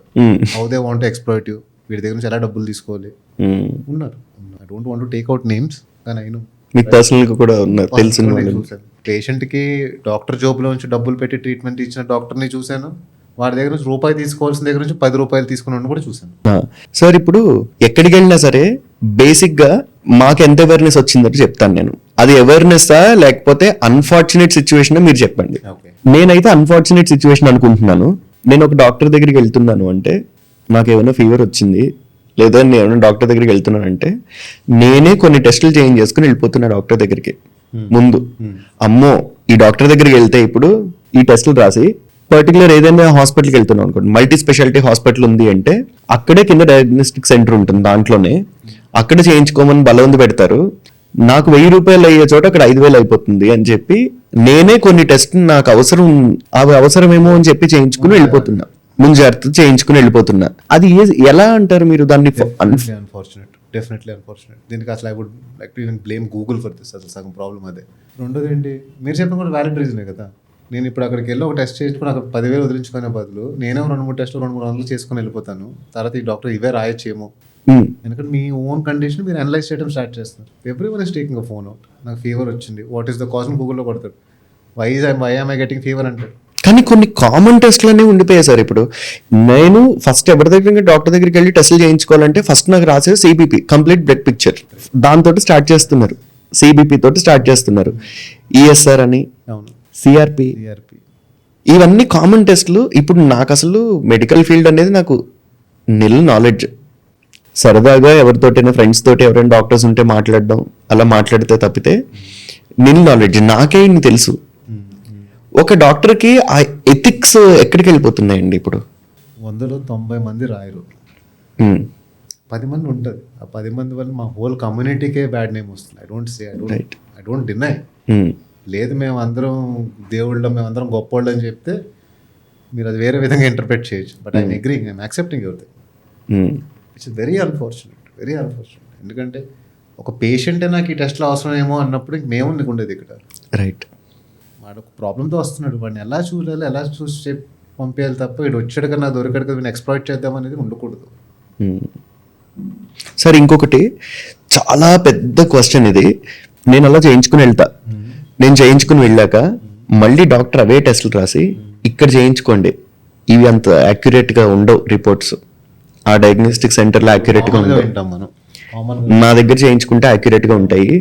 ఆ 2 days బిఫోర్ చేసినా సరే ఈ రోజుకి మారిపోయే సిచ్యువేషన్ ఉంటుంది. నిజంగా మారుతాయి సార్ 2 days లో? నిజంగా మారే కొన్ని ఉంటాయి. ఫర్ ఎగ్జాంపుల్ షుగర్ మారుతుంది. మారుతాయి. అంటే షుగర్ లో కూడా ఇప్పుడు మార్నింగ్ బిఫోర్ ఫాస్టింగ్ చేసేది RBS మారుతుంది. HbA1c అంత మారే స్కోప్ ఉంటుందండి? HbA1c is special test. అది ఏంటంటే 3 months రీడింగ్ కలిపి మీకు చెప్తారు. HbA1c అంటే డయాబెటీస్ మనం ఇవాల్యుయేట్ చేయడం కోసం దాని బేసిక్ నెంబర్ ఇస్ 6 కంటే తక్కువ ఉంటే నాన్ డయాబెటీస్, 6 కంటే ఎక్కువ ఉంటే డయాబెటీస్ అంటారు. For 3 months reading. ఈ రోజు మీరు HbA1c చేయించుకోవచ్చారు, నేను రేపు వచ్చి లేదు నా ల్యాబ్ నేను నమ్మను, నువ్వు ఈ రోజు నా దగ్గర HbA1c చేయించారంటే ఐఎమ్ ఎక్స్ప్లాయిటింగ్ యూ. నార్మల్ టెస్టులు కూడా మీరే చూసి ఉంటారు, ఇంకా నాకంటే మీరే ఎక్కువ ఈ ఫీల్డ్ లో ఉన్నారు కాబట్టి మీరు ఎక్కువ చాలా చూసి ఉంటారు. నేను డాక్టర్స్ దగ్గరికి వెళ్ళి నేనే ఎక్స్పీరియన్స్ చేశాను సార్ పర్సనల్ గా. నేను ఒక డాక్టర్ దగ్గరికి వెళ్తే లేదు ఇక్కడ ఈ టెస్టులు పనిచేయవు, ఇవి తప్పు రిజల్ట్స్ వస్తాయి, లేకపోతే ఈ డయాగ్నోస్టిక్ సెంటర్ అంత మంచి రిజల్ట్స్ ఇవ్వదు, ఇక్కడ చేయించుకోండి అంటారు. మీరు ఇందాక అన్నట్టు డెఫినెట్లీ అది మనీ కోసం. అంతే, 2 reasons. ఏదైనా ఆ ల్యాబ్ మీద విపరీతం నమ్మకం ఉండాలి, లేకపోతే ₹2 మిగులుతూ ఉండాలి. డెఫినెట్లీ డబ్బుల కోసమే చేయించుకోమని. కానీ 2 రోజుల్లో అంత డిఫరెన్స్ వచ్చే వాల్యూస్ ఉంటాయా సార్? కొన్ని కండిషన్స్, మెజారిటీ ఉండవు. కొన్ని కండిషన్, డెంగ్యూలో ప్లేట్లెట్ విపరీతంగా పడిపోతుంటాయి. So you need a platelet count every 24 hours ఒకసారి చూసి. ఆ విషయాల్లో కూడా డాక్టర్స్ మీద గొడవ పెట్టుకున్నాడు నేను చూశాను. నువ్వు కావాలని రాస్తున్నావు కదా, కానీ రిక్వైర్మెంట్ ఇస్ జెన్యున్. మీరు చెప్పినట్టు కూడా నువ్వేంటి ఈ ల్యాబ్లో చేసుకొచ్చావా, నేను నమ్మనండి, ఇక్కడ చేయించుకోవాలి, వాడికి అవసరం లేదు ఆ టెస్ట్. కానీ just because he's missing his commission he's putting it on. Exploit చేస్తున్నారు డాక్టర్స్. ఎస్పెషల్లీ ఇవన్నీ మనం ఎక్కువ చిన్న సైజ్ క్లినిక్స్ వీటిలో చూస్తాం, కానీ most super specialities multi specialities అవ్వవు. again మిడ్ రేంజ్ పాలిక్లినిక్స్ వీటిలో కనబడతాయి కంపల్సరీ. అది సార్ అలాగే మెడికేషన్స్ గురించి కూడా మీకు ఇదే ఫీల్డ్ కాబట్టి, యువర్ ఆల్సో డాక్టర్ కాబట్టి, MBBS చేసి యువర్ ఆల్సో డాక్టర్. అన్ఫార్చునేట్లీ ఏంటంటే మా అందరికి రేడియాలజీ అనే డిపార్ట్మెంట్ మాకు అంత అవేర్నెస్ లేదు కాబట్టి ఓకే రేడియాలజిస్ట్ కూడా ఒక డాక్టరే అన్న ఫీలింగ్ మాకు ఇంకా బ్లడ్ లో రావట్లేదు మాకు. బేసిక్గా since you're a doctor medications కూడా ఎక్స్ట్రా రాసి అని కాదు, ఇది కూడా సినారియో. యాక్చువల్లీ ఏంటంటే మీ కండిషన్ బట్టి మెడికేషన్ ప్రిస్క్రైబ్ చేయాలి. పేషెంట్లు ఎలా తయారయ్యారంటే ఈరోజు వస్తాడు క్లినిక్ దాటి వెళ్ళిపోయే లోపల, లేకపోతే వాడు ఇంటికి వెళ్ళిపోయే లోపల తగ్గిపోవాలంటున్నాడు. సో వీళ్ళు ఏం చేస్తున్నారు, నంబర్ ఆఫ్ యాంటీబయాటిక్స్ పెంచేస్తున్నారు బ్రాడ్ స్పెక్ట్రమ్గా. ఒక ప్రాబ్లం వస్తే let the body suffer, let the body come out of it, give it some time. వీళ్ళకి ఎలా అంటే చేతబడులు చేసినట్టు, మ్యాజిక్ చేసినట్టు ఇలా చిట్టుకేస్తే తగ్గిపోవాలి. So that is one more reason వీళ్ళ నంబర్ ఆఫ్ మెడికేషన్ పెంచడానికి, డోసేజెస్ పెంచడానికి. మీరు యూఎస్లో అబ్జర్వ్ చేస్తే నిజంగా విలవిల్లాడిపోతూ పెయిన్లో ఉండి హై ఫీవర్స్, ముక్కు కారిపోతూ జలుబుల్లో ఉన్నాడు కూడా మందులు వాడాడు ఎవరు. అవును, యుఎస్ లో కూడా మనకి ఇక్కడ దొరికేలాగా డోలో గానీ అవన్నీ కూడా ఈజీగా ఓవర్ ద కౌంటర్ మెడిసిన్స్ దొరకవు అసలు. మెజారిటీ అసలు antibiotics out of question. Dolo చిన్న ఓకే, కానీ అసలు మనకి ఇప్పుడు అజిత్రోమైసిన్లు అసలు దొరకవు. కంపల్సరీ ప్రిస్క్రిప్షన్ బేస్డ్ చేయాలి. 4 మాత్రలు రాస్తే 4 ఇస్తారు. ఇక్కడ మన దగ్గర 4 రాసే డాక్టర్ మళ్ళీ రేపు 4 అవసరం అంటే స్ట్రిప్ ఇవ్వమ్మా అంటూ అది ఇచ్చేస్తాడు. అంతే కదా, including all kind of medicine కొన్ని ఇవ్వకుండా కూడా ఇచ్చేస్తాడు. సో అదొకటి ఉంది మన దగ్గర. Because people want things to be in fast lane, ఫాస్ట్గా అయిపోవాలి, త్వరగా అయిపోవాలి. Give more medicine, give me stronger medicine.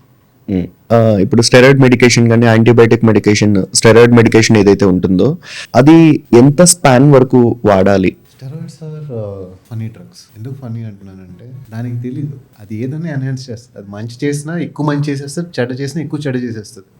So నిజంగా చేయి దాటిపోయిన కండిషన్, లేకపోతే నిజంగా కొన్ని కండిషన్స్ ఉంటాయి, ఆటోఇమ్యూన్ కండిషన్స్ ఆర్ డిసీజెస్ ఉంటాయి, నార్మల్ మెడికేషన్స్తో పని కాదు, వాటికి స్టెరాయిడ్స్ వెళ్ళాలి తప్ప don't use steroids for basic things. అది కూడా ఏంటంటే వైడు ఒక డాక్టర్కి యూస్ చేసే స్టెరాయిడ్ టు ఎన్హాన్స్, ఫాస్ట్గా తగ్గిపోవాలి, ఫాస్ట్గా రిజల్ట్స్ చూడాలి. స్టెరాయిడ్స్ అనేవి ఎలా అంటే ఈరోజు మనం 5 mg ట్యాబ్లెట్ తీసుకుంటూ వెళ్ళాం, ఒక 1 week వేసుకున్నాం, 7 days యాంటీబయాటిక్స్ అలా వదిలేమంటాం కదా, ఇవాళ కాదు, నెక్స్ట్ 3 days 2.5 mg వాడాలి, తగ్గిస్తూ టేపరింగ్ అంటాం కదా, అంటే తగ్గించుకుంటే వదిలేయాలి. Unless under condition is very bad, లేకపోతే చేయి దాటిపోతుంది, లేకపోతే రిజల్ట్స్ ఆర్ నాట్ ప్రామిసింగ్ అంటే తప్ప స్టెరాయిడ్ వాడకండి. ఇందాక నుంచి మిమ్మల్ని చూస్తున్నా, మీ కళ్ళల్లో నీళ్లు కానీ, dry ice is this the effect because మీరు ఈ రేడియాలజీలో ఉన్నందుకేనా సార్ అది ఎంత ఎఫెక్ట్ అది? అవును, even I don't have site, ఇదంతా జస్ట్ నాకు రేడియేషన్, ఆ యూవీ రేస్ పడకుండా పెట్టుకున్న గ్లాసెస్ ఇవి. Because long hours will be sitting in front of computers, long hours in fact whole profession I think. మీరు డయాగ్నోసిస్ ఇచ్చినప్పుడు, లైఫ్ అండ్ డెత్ సిచ్యువేషన్ అన్నప్పుడు ఎలాంటి స్ట్రెస్ మీరు ఫేస్ చేస్తారండి? స్ట్రెస్ఫుల్, యాంగ్జైటీగా ఉంటుంది. ఎందుకంటే మనం ఎందుకు అనుకున్నాం కదా, మీతో వచ్చి మాట్లాడుతుంటే ఒక పేషెంట్ కదా, doctor, so is a qualified guy. నేను ఏది పడితే అది మాట్లాడితే అక్కడ నడవదు. క్వాలిఫైడ్ పర్సన్కి నేను ఆన్సర్ ఇవ్వాలంటే I should be perfect from my side. Right. వాళ్ళు వచ్చి అడిగే కండిషన్స్ కూడా కొన్ని వెరీ ట్రిక్కీ ఉంటాయి, కొన్ని ఈవెన్ ఇచ్చేటప్పుడు కూడా మాకు కాన్ఫిడెన్స్ విల్ బి షేకెన్, ఎందుకంటే we are not dealing with electronic కాదు కదా, ఇట్స్ లైఫ్. సో కొంచెం experience, education and all make major part. Experience మీద వస్తూ ఉంటుంది. Major experience. స్ట్రెస్ అయితే Definitely. Not an easy job. It is fun. You love the profession. I don't deny it. But it's not easy. మిమ్మల్ని మాలాంటి వాళ్ళు అడిగిన funniest questions ఏముంటాయి sir? యూజువల్గా జనరల్గా అడిగే క్వశ్చన్స్, ఫన్నీయెస్ట్గా మీ దగ్గరికి వచ్చి అడిగే క్వశ్చన్స్ ఏమి? పర్టికులర్ పేషెంట్ అసలు నేను నవ్వు ఆపుకోలేకపోయింది అసలు ఆ రోజు అయితే. చూడు, young boy, 17-18 year old youngster, teenager, అల్ట్రాసౌండ్కి వచ్చే స్టమక్ పెయిన్ అని చెప్పి పడుకున్నాను. ఎంత పొజిషన్లో పెట్టుకున్నాం, ఒక ప్రోబ్ ఉంటుంది, అంటే ఆ మిషన్కి ఒక వైర్, ఒక like somebody looks like this mike, ఒక వైర్ ఉంటుంది స్టిక్ బదులు. పడుకున్నాడు, స్కాన్ చేస్తున్నాం. స్టార్ట్ చేసే ముందు, సార్ ఏంటి సార్ నాకు కరెంట్ షాక్ ఇచ్చి చంపేస్తాడు, షాక్ ఎందుకు ఇస్తానని చెప్పి అసలు ఐ కుడెంట్ స్టాప్ లాఫింగ్ అసలు. తర్వాత రెండోది ఏంటంటే ఇదే, స్కాన్ చేసేటప్పుడు కూడా అల్ట్రాసౌండ్స్ ఎస్పెషల్లీ ఆ జెల్లీ అది పెట్టి when you do scan, it is very tickling. Majority of the patients they laugh like క్రేజీగా. అదొకటి, అంటే రిమూవ్ యువర్ స్ట్రెస్. సంబంధం లేకుండా వాళ్ళు నవ్వుతూ ఉంటారు, నొప్పితో వచ్చిన నవ్వుతూ ఉంటాడు.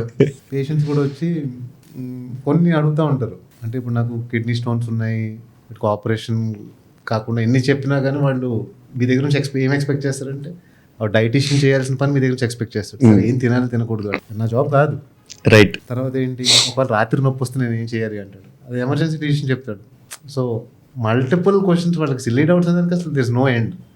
వంకాయ తినొచ్చా అంటాడు సడన్గా, ఏదో నడుస్తూ ఉంటుంది.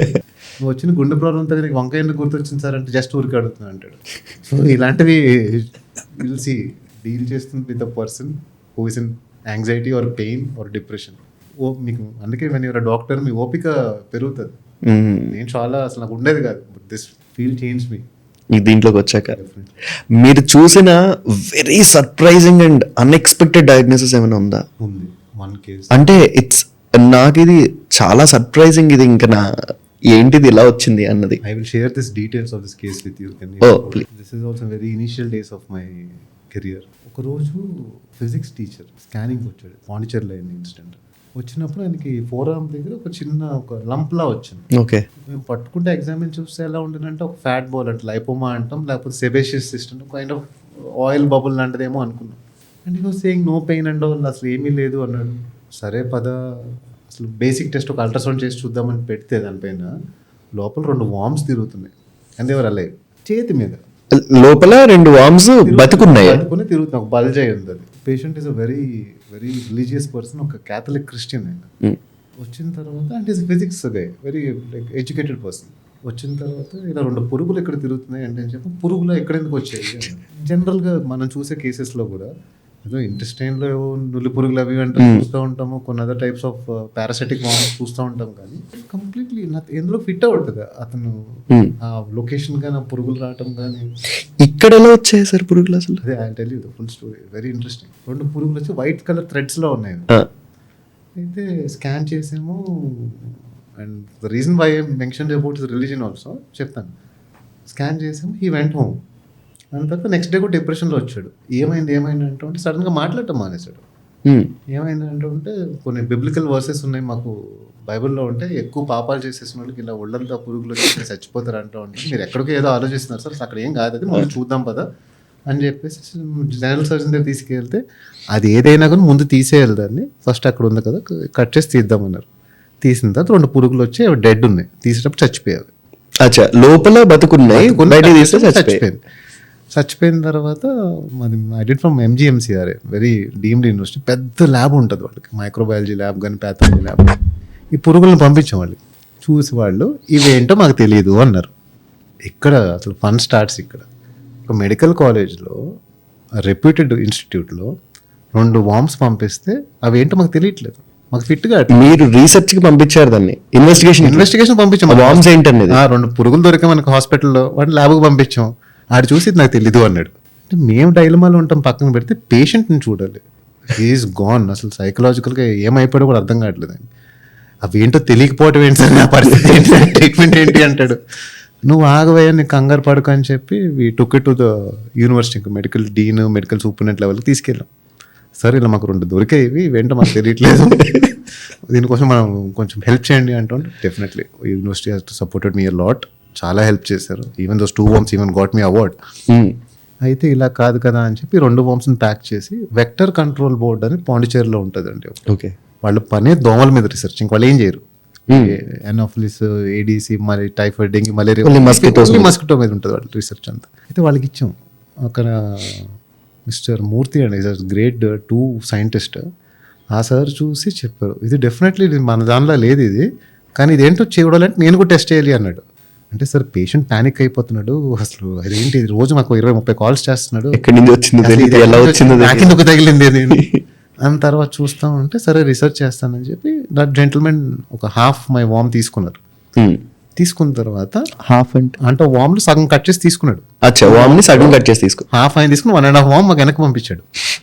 బెస్ట్ పార్ట్ ఇవన్నీ, ఈ వామ్స్ అన్ని ఒక ఐసోలేటెడ్ ఒక చేంబర్లో ప్యాక్ చేసుకుని ఫ్లైట్లో తిరుగుతున్నాయి. అవి పాండిచేరి నుంచి బెంగళూరు వెళ్ళే, బెంగళూరు నుంచి కోల్కతా వెళ్ళింది, చనిపోయిన వామ్స్ అవి. అవి తిరిగేసి మళ్ళీ వచ్చాయి, పాండిచేరి రిటర్న్ వచ్చాయి. ఆయన ఏం చేశాడంటే అక్కడ నుంచి ఆ వామ్స్ కట్ చేసి ఆ సెక్షన్స్ అన్ని కోల్కతా పంపించారు. అక్కడ వాళ్ళ దగ్గర ఎలక్ట్రాన్ మైక్రోస్కోప్ ఏదో ఉండింది. రీసెర్చ్ చేసి వాళ్ళు they discovered it is called dirofilaria. Dirofilaria repens అంటాం. కార్నివోరస్ యానిమల్స్లో కనబడుతుంది. అంటే మాంసం తినే జంతువుల్లో కనపడే పురుగు అది. మీ చుట్టుపక్కల మాంసం తినే జంతువులు మీరు ఏం చూస్తారు ఇన్ డైలీ లైఫ్? ఇంకేం ఉండవు కదా సార్. యూజువల్గా మాంసం తినే జంతువులు అంటే మోస్ట్ కామన్ డాగ్స్ తింటాయి, డాగ్స్ అండ్ క్యాట్స్. ఎమ్మాలు పుల్లు మనం తిరగ, అదే డాగ్స్ క్యాట్సే తిరుగుతాయి. సో ఎస్పెషలీ ఈస్టర్న్ యూరోప్ లేకపోతే ఈ ఏరియాస్లో ఆ కుక్కలు, పిల్లిల్లో కనబడతాయి ఈ పురుగులు. ఇక్కడ కూడా కాదు, ఇక్కడ కాదు అసలు, మంది కాదు అది. ఇట్ ఈస్ నాట్ యూరోప్లో అసలు అక్కడ నుంచి వచ్చి పాండిచేరికి వచ్చి ఈ లోపలికి ఎలా వచ్చిందంటే మిస్టరీ. ఇప్పుడు యూరోప్లో, అది ఈస్టర్న్ యూరోప్లో, మొత్తం యూరోప్ కూడా కాదు, మాంసం తినే జంతువులు ఎస్పెషలీ క్యాట్స్ అండ్ డాగ్స్లో వాటి హార్ట్లో వస్తుంది అది. డాగ్ హార్ట్ వామ్ అంటుంది దానికి ఇంకో పేరు. సరే వచ్చింది, కనిపెట్టాం, పురుగు ఏంటో తెలిసింది. ఇప్పుడు వి గాట్ ఫైండ్ అవుట్ అయింది, ఇది ఏంటని దొరికింది మనకి. వీడికి ఎలా వచ్చింది? అక్కడికి వెళ్ళి ఉండొచ్చు మేబీ. అక్కడికి వెళ్ళినా కూడా ఇంకోటి, మాంసం తినే జంతువుల్లోనే తిరుగుతుంది. It's not for human beings. మనుషులకు రాదు ఆ పురుగు. వీడు యాక్సిడెంటల్ హోస్ట్ అంటాం సార్ దాన్ని. యాక్సిడెంటల్ పొరపాటున వచ్చింది. మనిషిలో అది కానీ పెరుగుంటే బాడీ మొత్తం వచ్చేసేవి. మన బాడీ ఆ 2 వచ్చాయి. ఆ రెండిట్లో కూడా ఏంటి, ఆ సైంటిస్ట్ ఏమన్నారంటే 1 is a male, 1 is a female అన్నారు. మేల్ ఫీమేల్ ఖాళీగా ఉండవు కదా, పిల్లలు పెడతాయి కదా. అదే భయం పట్టుకున్నా ఆయనకి. అవి ఖాళీగా ఎందుకు ఉంటాయి సార్ నాకు లోపల ఎగ్స్ పెట్టేసాయా? ఇందాక మీరు అడిగినట్టే అతను కూడా తీసేసిన తర్వాత కూడా అవి ఎగ్స్ ఏమైనా పెట్టా ఏమని చేసి, he came for 7 or 8 whole body MRI చేయించుకున్నాడు. వాటి ఎగ్స్ ఏమైనా ఉన్నాయి, ఎగ్స్ ఏమైనా భయంతో, నథింగ్ వాజ్ దేర్. తర్వాత చూసిన తర్వాత ఇలా కనిపెట్టిన తర్వాత ఇలా బై మిస్టేక్ వచ్చింది ఈ బాడీలోకి, ఇవి యాక్సిడెంటల్ హోస్ట్ అయ్యావు నువ్వు అన్న తర్వాత దెన్ వి స్టార్టెడ్ రీసెర్చింగ్ అసలు ఇతనికి ఎలా వచ్చింది. ఆయన పాండిచేరిలో ఒక పోర్ట్ పక్కన ఉంటాడు. ఈ సీ పోర్ట్స్ ఉంటాయి కదా, 1 or 2 ships came from Turkey అంట ఆ టైంలో. సో అక్కడెక్కడ నుంచి ఒక దోమ ఒక ఇన్ఫెక్ట్ అయిన కుక్కనో పిల్లినో కుట్టి అది పురుగుని తీసుకుని ఇండియాకి వచ్చింది. అది వచ్చి వీడిని కొట్టింది. కుట్టడం వల్ల ఆ పురుగు వాటి లార్వల్ ఏదో ఒకటి వాటి బాడీలోకి అక్కడ గ్రో అయిపోయింది. అది just because it is not suitable for human body, అది అక్కడ చచ్చిపోయింది. అది But the case what I'm talking about is the first case in Pondicherry, which I reported it. First case, which is published. Stocks అంటారు, STOX అని చెప్పి మన national అంటే ఇండియాకి సంబంధించిన పురుగులకు సంబంధించిన జబ్బులు, పారాసైట్స్ సంబంధించిన జబ్బులు ఏమైనా వస్తే they documented, they comment ask. అక్కడ వాళ్ళు సబ్మిట్ చేసిన ఈ డీటెయిల్స్ అవన్నీ, the images and what all we did. I found this in 2016. 2018లో తెలిసింది మాకు అదేంటో. ఇది పబ్లిక్ లో ఉందా అండి? ఇది ఉంది. It's available in the internet, it's available in all majority websites. I'll give you the links and all. I'll share it to you. Very interesting. ఆ స్టోరీ వింటా ఉంటేనే అసలు ప్రతి సీన్ నెక్స్ట్ ఏం అవుతుంది అదేంటి అని తెలుసుకుంటే అసలు సినిమా తీసేయచ్చు. అది అండ్ ఒక చచ్చిపోయిన పురుగు మీద ఒక యూనివర్సిటీ నియర్లీ ఒక 60,000 to 70,000 ట్రావెల్ చార్జెస్ పెట్టాం. నిజంగా అంటే అసలు లోపల బతికుండడం ఏంటండి మనుషులు. అదే కదా, యాక్సిడెంటల్ హోస్ట్ అది ఎక్కడో ఏదో వేరే కాంటినెంట్ నుంచి, అది కూడా మీరు అన్నట్టు ఇంటెస్టైన్ లోనే ఎక్కడో కాకుండా చేతి మీద వచ్చింది. ఆ టేప్ వామ్స్ అలాంటి ఇంటెస్టైన్ లో కనబడితే which is different. So accidental host గా అతను 3వ పర్సన్ ఇండియాలో నాకు దొరికాడు. ఇంకొక ఇద్దరు 1971, 18లో కేరళలో దొరికాయి. One guy got in neck మీద వచ్చింది అదే పురుగు, ఒకటి కన్ను దగ్గర వచ్చింది. సేమ్ ఓన్లీ 3 కేసెస్ ఇండియాలో, ఒకటి మనం చూసాం. ఇలాగా మీరు రెగ్యులర్ గా పేషెంట్స్ లో చూసే ఫన్నీ ఆబ్జెక్ట్స్ ఏమైనా ఉంటాయి సార్ రేడియాలజీ చేసేటప్పుడు? ఉన్నాయండి. మీరు నవ్వుకుంటారు, జోకులు వేసుకుంటే we can talk for weeks. I tell you one more case ఇలాంటిది కుకట్పల్లిలో అయింది. ఒక ఫీమేల్ వచ్చారు, యంగ్ ఫీమేల్ పాపం 26-25 year old. She has breast cancer. Breast cancer కాకపోతే ఇంకా ఒళ్ళంతా పాకేయలేదు, ఆ లోకల్గా లెఫ్ట్ బ్రెస్ట్లోనే ఉంది. వేరే ఇక్కడ సర్జికల్ చేసేసి కొంచెం minimal medical treatment, she'll be all right. Husband ఎందుకో కొంచెం తేడాగా అనిపించాడు. హాస్పిటల్ ఎంట్రన్స్ దగ్గర నుంచే తిడుతూ ఉన్నాడు అమ్మాయిని. 5 లక్షలు ఇచ్చింది కట్నం నాకు, ఇప్పటికేం ట్రీట్మెంట్కి నాకు 6-7 లక్షలు అయిపోయాయి. అసలు ఇలాంటిది వాళ్ళ అమ్మా నాన్న చెప్పలేదు నాకు. ఇవి కామన్ సార్, ఇవన్నీ కామన్ చూస్తూ ఉంటాం మన హాస్పిటల్ ఇలాంటి సినారియోస్ అన్ని. తిడుతూ ఉన్నాడు. పాపం పూర్ ఫీమేల్ అమ్మాయిలో కూర్చొని చూస్తూ ఉంది. సరే వెళ్ళి మేము కూడా చెప్పాము, ఎందుకు తిడుతున్నావు, ఏమొస్తుంది ఇప్పుడు నీకు, సర్జరీ చేయించేస్తే అమ్మాయికి అయిపోతుంది, ఇంకా గోల్ ఉండదు, మంచిగా ఉంటుంది, అమ్మాయి కూడా హెల్త్ బాగుంటుంది కదా అంటూ ఉంటే తిడుతూ ఉన్నాడు. అసలు క్యాన్సర్లు వచ్చేవాళ్ళు ఏంటి ఇలా ఉంటే, వీళ్ళ ఆరోగ్యాలు మాకు ముందు చెప్పాలి కదా, మాకు ఇలా చెప్పాలి కదా, ఫుల్ అబ్యూస్ చేస్తూ ఉన్నాడు అమ్మాయిని. వస్తూ అసలు చేయబట్టుకుంటూ అమ్మ అంటూ ఉన్నాడు. నాకు ఒకసారి చూస్తావా సారు, నాకు నొప్పి వస్తుంది కదా అని చూసాం. ఆడికి చూసి కిడ్నీ క్యాన్సర్. మీ ఆవిడన్నా కాపాడొచ్చు బాబు, ఈ పరిస్థితి ఏంటో మాకు తెలియదు. అయ్యో, సెటైర్ అది. He was abusing his wife, cancer ఉందని. ఈయన చూస్తే అతనికంటే లైక్ మోర్ లీథల్ క్యాన్సర్ ఉంటుంది. సో ఈ టైప్ మీకు you'll see every day. I can tell you so many sad stories, can tell you funny stories. చాలా ఫన్నీ ఆబ్జెక్ట్స్ ఏమైనా కనిపెట్టాయండి ఎప్పుడైనా? Funny objects I don't know funny అనాలో లేదో కానీ, అంటే పిల్లలు యూజువల్ కాయినింగ్ చేస్తూ ఉంటారు, అవి మీరు చూస్తూ ఉంటారు, అవి రెగ్యులర్ అందరికీ తెలుసు. అలా కాకుండా కొంచెం ఇది ఎలా వచ్చింది, ఇప్పుడు ఇందాక వామ్ ఇక్కడికి ఎలా వచ్చిందో అలాగా అసలు ఇది ఎలా వచ్చింది బాడీలోకి? ఉన్నాయి. I can recollect few cases. మేము ఎందుకంటే చాలా నవ్వుకునేవాళ్ళం. ఒక స్నేక్ కేసు, ఇది కూడా మియాపూర్లోనే. I can send you videos also. అతను అడిగిన క్వశ్చన్కి 10 మంది డాక్టర్ క్లాస్ మైండ్ బ్లాక్ అయిపోయింది. అతను 2nd క్లాస్ కూడా చదువుకోలేదు. 3 కుర్రాళ్ళు, మళ్ళీ ఆ 3 కూడా చూడండి. ఒకడు తమిళనాడు, ఒక అతను ఫ్రమ్ బీహార్, ఒక ఫ్రమ్ ఛత్తీస్గఢ్. మెట్రో స్టేషన్ ఉంటుంది కదా, Miyapur metro station, they do some labour work. I don't want to specify the details, వాళ్ళు ఐడెంటిఫై చేయడం ఇష్టం లేదు నాకు. Very like 3rd, 4th class employee type of job. అంటే వాళ్ళు ఏంటి, ఒక రిక్షాలో ఒక పర్టికులర్ వర్క్ మెటీరియల్ తీసుకెళ్ళి ఒక గోడౌన్లో డ్రాప్ చేసి రావటం. సో బిజినెస్ చాలా బాగా నడిచిందంట సీజన్. వాళ్ళ ఓనర్ వచ్చి 3కి కలిపి 500 రూపీస్ ఇచ్చారు. ఈ 3 workers, daily labour type people. ఈ 3 వెళ్ళి ఎంత చక్కగా చెప్పాడు అబ్బాయి లెక్క, నాకు బాగా గుర్తుంది. ఇంకా సార్ తీనోజాకి ఏదో చెప్పాడు, సమ్ ఆల్కహాల్ బ్రాండ్, అది 150 రూపీస్ అంట ఒక్క బాటిల్. 150 3 బాటిల్ తెచ్చుకున్నాం 450కి. ఇంకో 50 rupees we got something to eat with munch with the alcohol. ఈ 3 తీసుకెళ్ళి మెట్రో స్టేషన్ వెనకాల కొన్ని చెట్లు, తుప్పలు అవన్నీ ఉంటాయి మియాపూర్ దగ్గర. ఆ లోపలికి వెళ్ళిపోయి రాత్రి 7 o'clock తాగటం స్టార్ట్ చేశారు. నాట్ బిగ్ బాటిల్, ఆ బాటిల్స్ కూడా తీసుకొచ్చారు హాస్పిటల్ వాళ్ళకి. ఇంత చిన్న ఉన్నాయి ఆల్కహాల్ బాటిల్స్. తాగారు. తాగుతున్నప్పుడు సడన్గా నాగుపాము మీద లేసిందంట. పాముని చంపేశారండి. వీళ్ళ చేతిలో వెపన్స్ లేవు, చెప్పులు కూడా వేసుకొని లేవు. కాలుతో తొక్కి చంపేశారు పాముని. పామును ఒక ప్లాస్టిక్ కవర్లు వేసుకుని పామును కూడా తీసుకొచ్చారు హాస్పిటల్కి. ఒక అతనికి ఇక్కడ క్లాత్ కట్టేస్తున్నారు.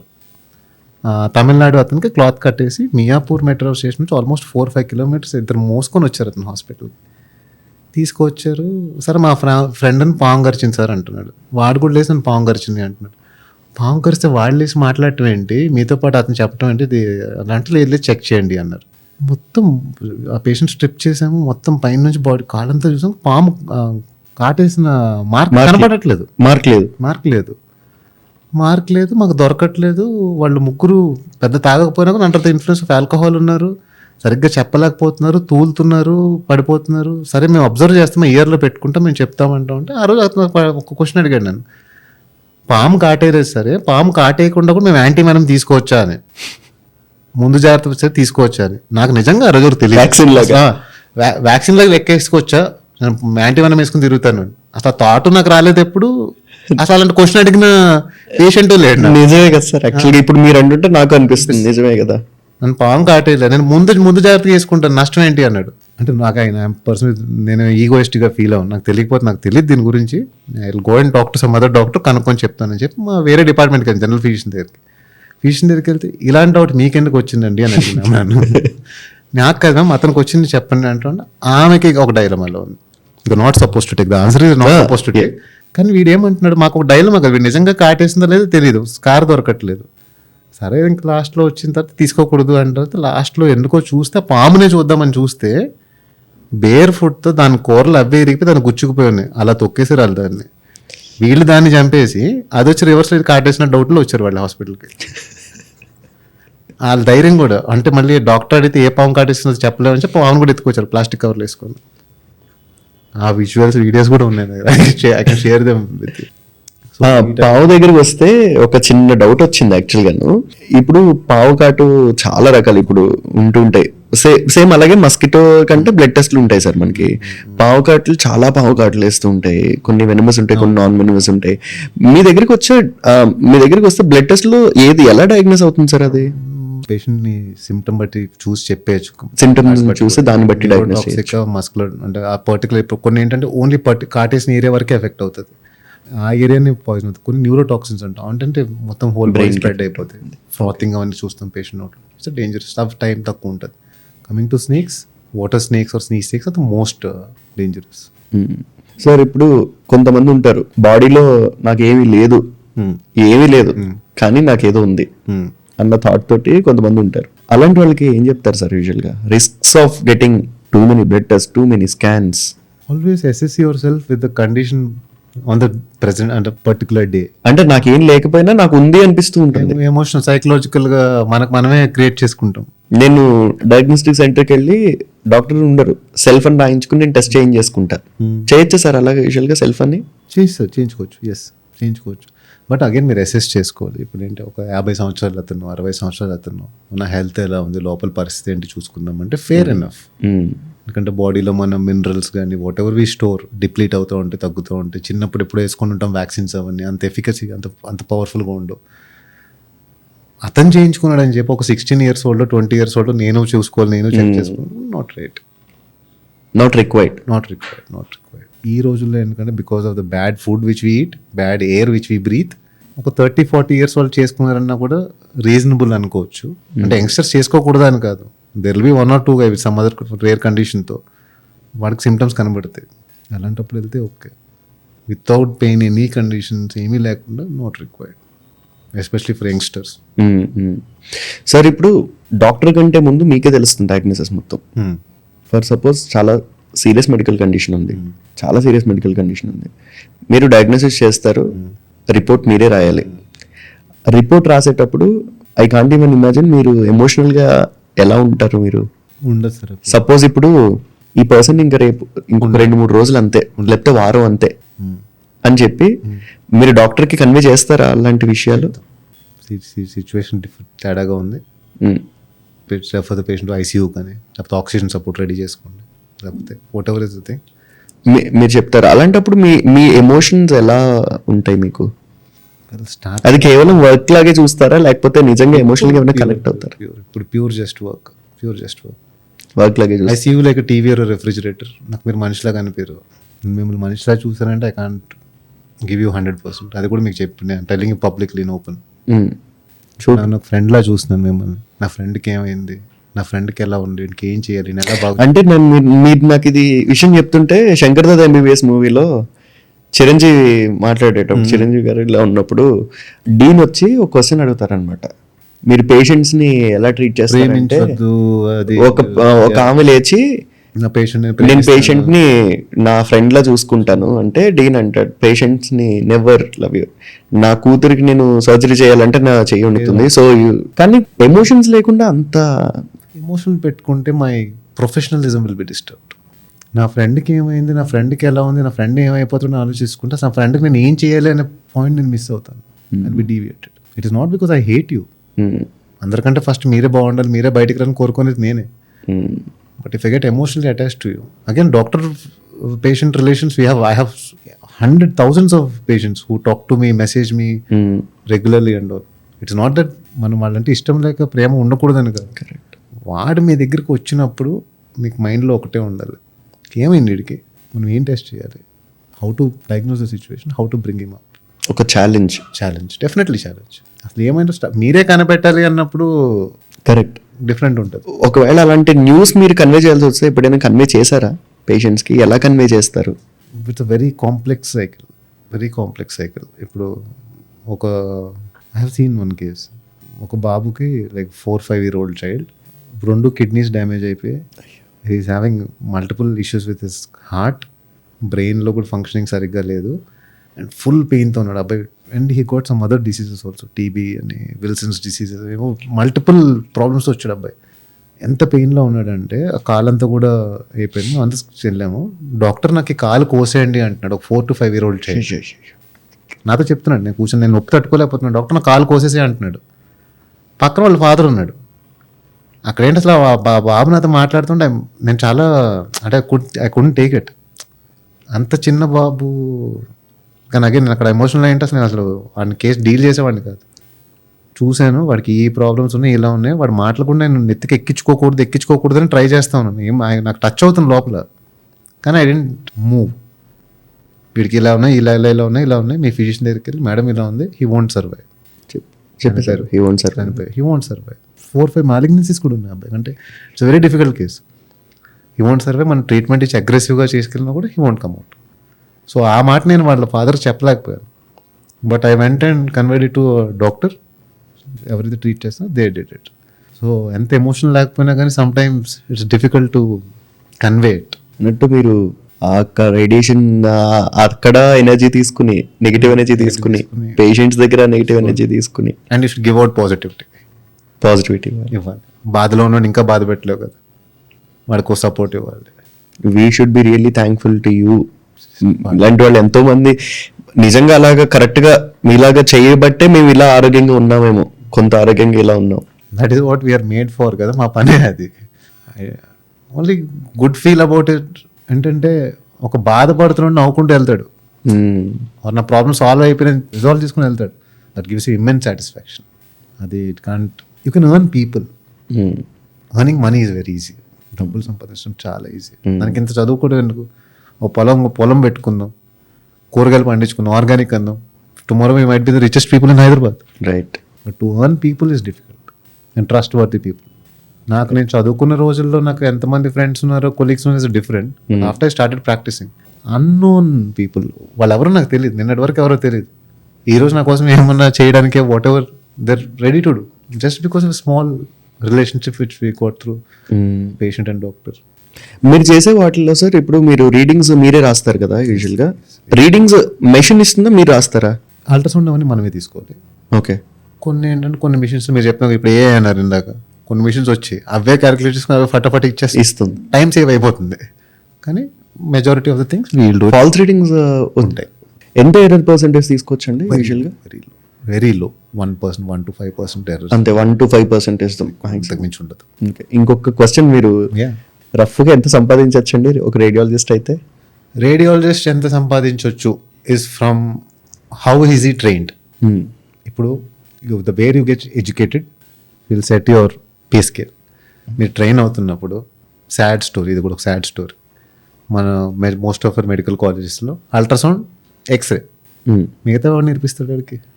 సిటీ ఎక్కడ నేర్చుకుంటాడు, ఎంఆర్ఐ ఎక్కడ నేర్చుకుంటాడు, డిఎస్సి అంటాం, డిజిటల్ సబ్స్ట్రాక్షన్ యాంజియోగ్రఫీ అని, ఇంటర్వెన్షన్స్, ఇవన్నీ ఒక స్టూడెంట్కి ఎలా ఉంటుంది ఎక్స్పోజర్?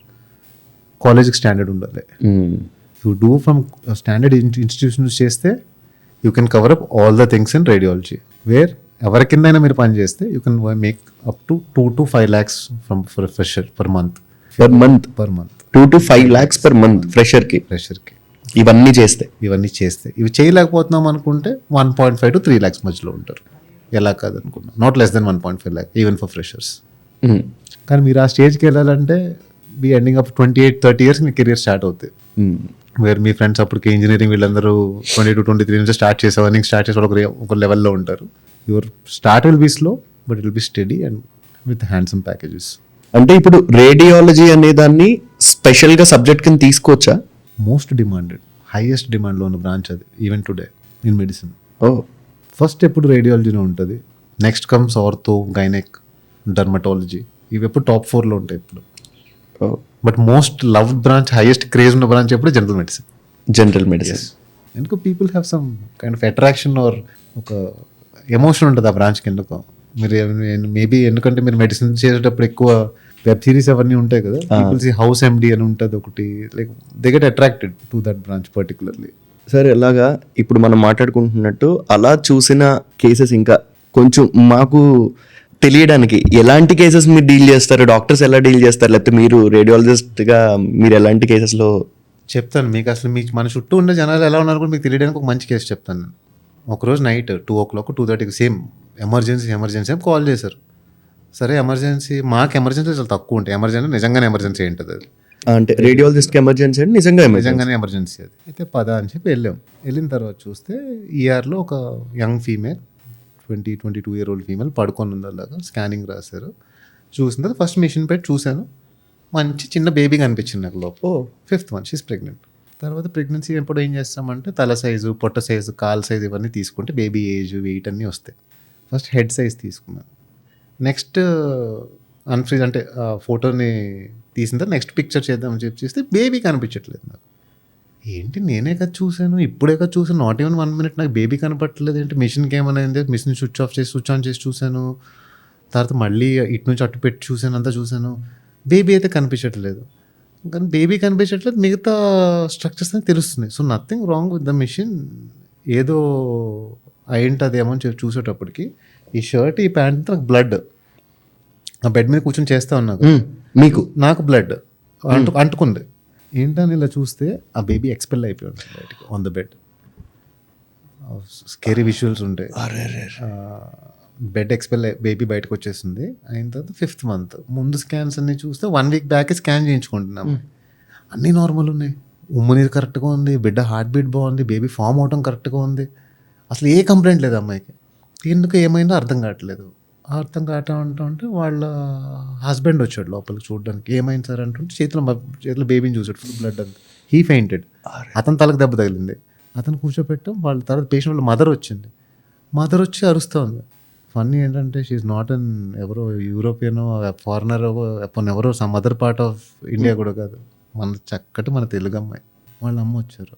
వచ్చి ఏం జరిగిందంటూ ఉంటే ఎంతో చెప్పాను డాక్టర్, ఎంతో చెప్పాను, డ్యాన్స్ వేయొద్దు అంటే వినదు. డ్యాన్స్ వేసిన ఏమవుతుంది అన్నాను. తర్వాత పర్సనల్కి వెళ్ళి అమ్మాయితో మాట్లాడాను. ఏం జరిగిందో చెప్పమ్మా అన్నాను. అంటే నేను ఒక పాట్ లాంటిది కొన్నాను సార్, ఒక పెద్ద కుండ కొనిందంట, మట్టి కుండ, ఒక 4.5 feet హైట్ కుండ కొనింది అమ్మాయి. కుండ కొని మొత్తం she dressed up like mummy, Egypt mummy లాగా తయారయ్యి పొట్ట ఒకటే వదిలేసి ఆమె ఏం చేసిందంటే లెఫ్ట్ లెగ్తో రైట్ ఇయర్ని పట్టుకుంది, కాల్ని ఇలా ఎత్తి standing on top of that ఆ పాట్ మీద. 4-5 hours అది ఫుల్ పెయిన్, బ్లీడింగ్ అండ్ బేబీకి ఏమో. సో నీకు ఎందుకు చేయాలనిపించిందమ్మా, నేను 5వ నెల అందరు జాగ్రత్తగా ఉంటారు కదా, జాగ్రత్తగా ఉండండి, మెట్లు ఎక్కొద్దు, బరువులు ఎత్తద్దు అంటారు కదా. స్కాన్ చేస్తున్నప్పుడు ఇది మాట్లాడుతూ ఉన్నాను నేను, ఎందుకు చేయాలనిపిస్తుందమ్మా అంటే ఆ పెయిన్లో కూడా అమ్మాయి ఇలా 2 చిటికలు వేసి, 2 పుస్తకాలు చదివానంటే నీకంటే పెద్ద డాక్టర్ అవుతాను నేను, ఇంకో జన్మ ఎత్తి నువ్వు అలాంటి డాన్సర్ అవ్వగలవా అనింది. నేనేం రెస్పాండ్ అవ్వలేదు. మళ్ళీ వాళ్ళ మదర్ వచ్చి అమ్మాయిని అనవసరంగా షీ స్టార్టెడ్ అబ్యూజింగ్ హర్ అంటారు. ఏం లేదమ్మా, నేనేం అనుకోవట్లేదు, I can feel her pain అని చెప్పిన తర్వాత ఒక 2-3 hours అయిన తర్వాత పర్సనల్గా ఆమె వచ్చి ఆ డాక్టర్ వాళ్ళు పడుకోవచ్చు, was not even able to stand up. నేను వేరే కేసు చూసుకుని వెళ్ళిపోతా ఉన్నాను. వెళ్ళిపోతా ఉన్నప్పుడు ఆమె వచ్చి డాక్టర్ మీతో మాట్లాడాలి అంది. ఏంటమ్మా చెప్పు అంటే ఐఎమ్ సారీ మీతో అలా మాట్లాడకుండా ఉండాల్సింది. కానీ it's okay, I can understand. నువ్వు పెయిన్లో ఉన్నావు, అందరూ నేను తిడుతున్నారు చుట్టుపక్కల, సో నువ్వు ఫ్రస్ట్రేషన్లో ఉన్నావు, నువ్వు అన్న మాటకు నేనేం ఫీల్ కావట్లేదు.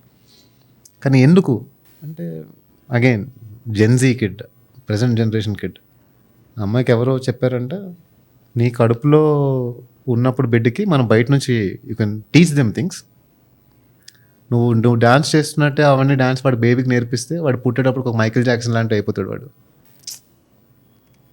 I don't want give you the అంటే ఐడెంటిటీని రివీల్ చేయడం ఇష్టం లేదు, కానీ ఆల్మోస్ట్ సెలబ్రిటీ. అందరికి తెలుసు. సోషల్ మీడియా ఇన్ఫ్లుయెన్సర్ మీ అందరికీ తెలుసు. సో ఈ టైప్ ఉంటాయి.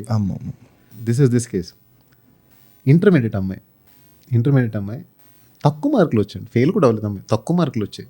వాళ్ళ అమ్మ తిట్టినట్టు నీకు ఇంత పైసలు పోసి నేను చదివిపిస్తున్నాను, నీకు ఇంత కాలేజీలో పంపిస్తున్నాను, నువ్వు అడిగినవన్నీ కొనిస్తున్నాను, నువ్వేమో 35 మార్కులు తెచ్చుకున్నావు, నాకు ఇజ్జత్ పోయింది కింద అపార్ట్మెంట్లో, కింద పిల్లకి 60 మార్కులు వచ్చినాయి అంటే అది ఉన్నదే మన ఇండియాలో కామన్ కదా. నీకు 100కు 100 వచ్చినా కూడా 101 ఎందుకు తెచ్చుకోలేదు అంటారు. ఆ కిడ్ మీద అంత ప్రెషర్ పెడతారు అంతే. ఆ అమ్మాయి ఏమో వాళ్ళ అమ్మ ముందే టపా గాజులన్నీ పగలు కొట్టేసుకుని గాజులు మింగేస్తుంది. అయ్యో, మట్టి గాజులు. ఇది ఒక ఇంట్రెస్టింగ్. మళ్ళీ రేడియాలజీ అన్నాం కదా, టాపిక్ రేడియాలజీ మీద కదా. Glass particles are very difficult to be identified. Most of the scans దొరకవు. గ్లాస్ పార్టికల్స్ ఐడెంటిఫై చాలా కష్టం. అంటే ఏ స్కానర్ దొరకవండి అసలు? అంటే ఎక్స్రేలో దొరకవు, సిటీలో దొరకవు, అన్లెస్ అండ్ పర్టికులర్ గ్లాస్ అయితే తప్ప. ఇప్పుడు మీకు థిక్ గ్లాసెస్, ఇప్పుడు బుల్లెట్ ప్రూఫ్ టైప్ అలాంటి గ్లాసెస్ అయితే కనబడతాయి. సింపుల్ డైలీ వేర్లో వాడే గ్లాసెస్, మనం గ్లాసెస్ కానీ ప్లేట్స్ కానీ అవి దొరకవు.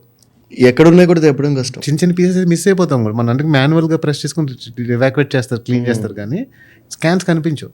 మాకు అదే భయం వేసింది. ఈ అమ్మాయి ఏంటి ఇలా మింగేసింది. నైట్ తీసుకొచ్చారు, ఎక్స్రే తీసాం, ఫస్ట్ చూస్తే కనిపించదు. లక్కీలీ ఈ టైప్ కేసెస్ కూడా ఫేస్ చేస్తూ ఉంటాం మనం డైలీ. ఎలా తీస్తారు సార్? సర్జరీ చేయాల్సి సర్జరీ ఆమెకి ఏంటంటే మొత్తం వెయిట్ చేశారు, మొత్తం ఇంటెస్టైన్ వరకు వచ్చేసి లక్కీగా ఎక్కడ డ్యామేజ్ కాలేదు అమ్మాయికి. అంటే ఓన్లీ రెక్టమ్ ఓపెనింగ్ దగ్గర చిన్న మైనర్ కట్స్ అయ్యాయి. They removed it successfully. My God. రీసెంట్గా 1 week బ్యాక్ న్యూస్లో వచ్చింది ఒక case. I can share you that video also, it's YouTube. Patient మాజాలో, ఇది చాలా disturbing case. Again 32-year-old female, ఆమెకి మతి మరుపు ఉందంట. అంటే ఏమైనా చెప్తుంటే ఈజీగా మర్చిపోతూ ఉంటుంది. ఆమె ఎక్కడో ఏదో సైకాట్రీ హాస్పిటల్కి వెళ్తే నీకు ADHD అనే కండిషన్ ఉందమ్మా, అటెన్షన్ డెఫిసిట్ హైపర్ డిసార్డర్ అని. దానివల్ల కొంచెం ఆగమాగంగా అలా బిహేవ్ చేయడం, మతి మరుపుగా బిహేవ్ చేయడం వాళ్ళు చేస్తూ ఉంటారు. చాలా డిప్రెషన్లో ఉంది ఆమెకి. షీ హ్యాస్ అ చైల్డ్, ఒక 7-8 years పాప ఉంది. ఆ అమ్మాయికి కూడా మతి మరుపు ఉందంట.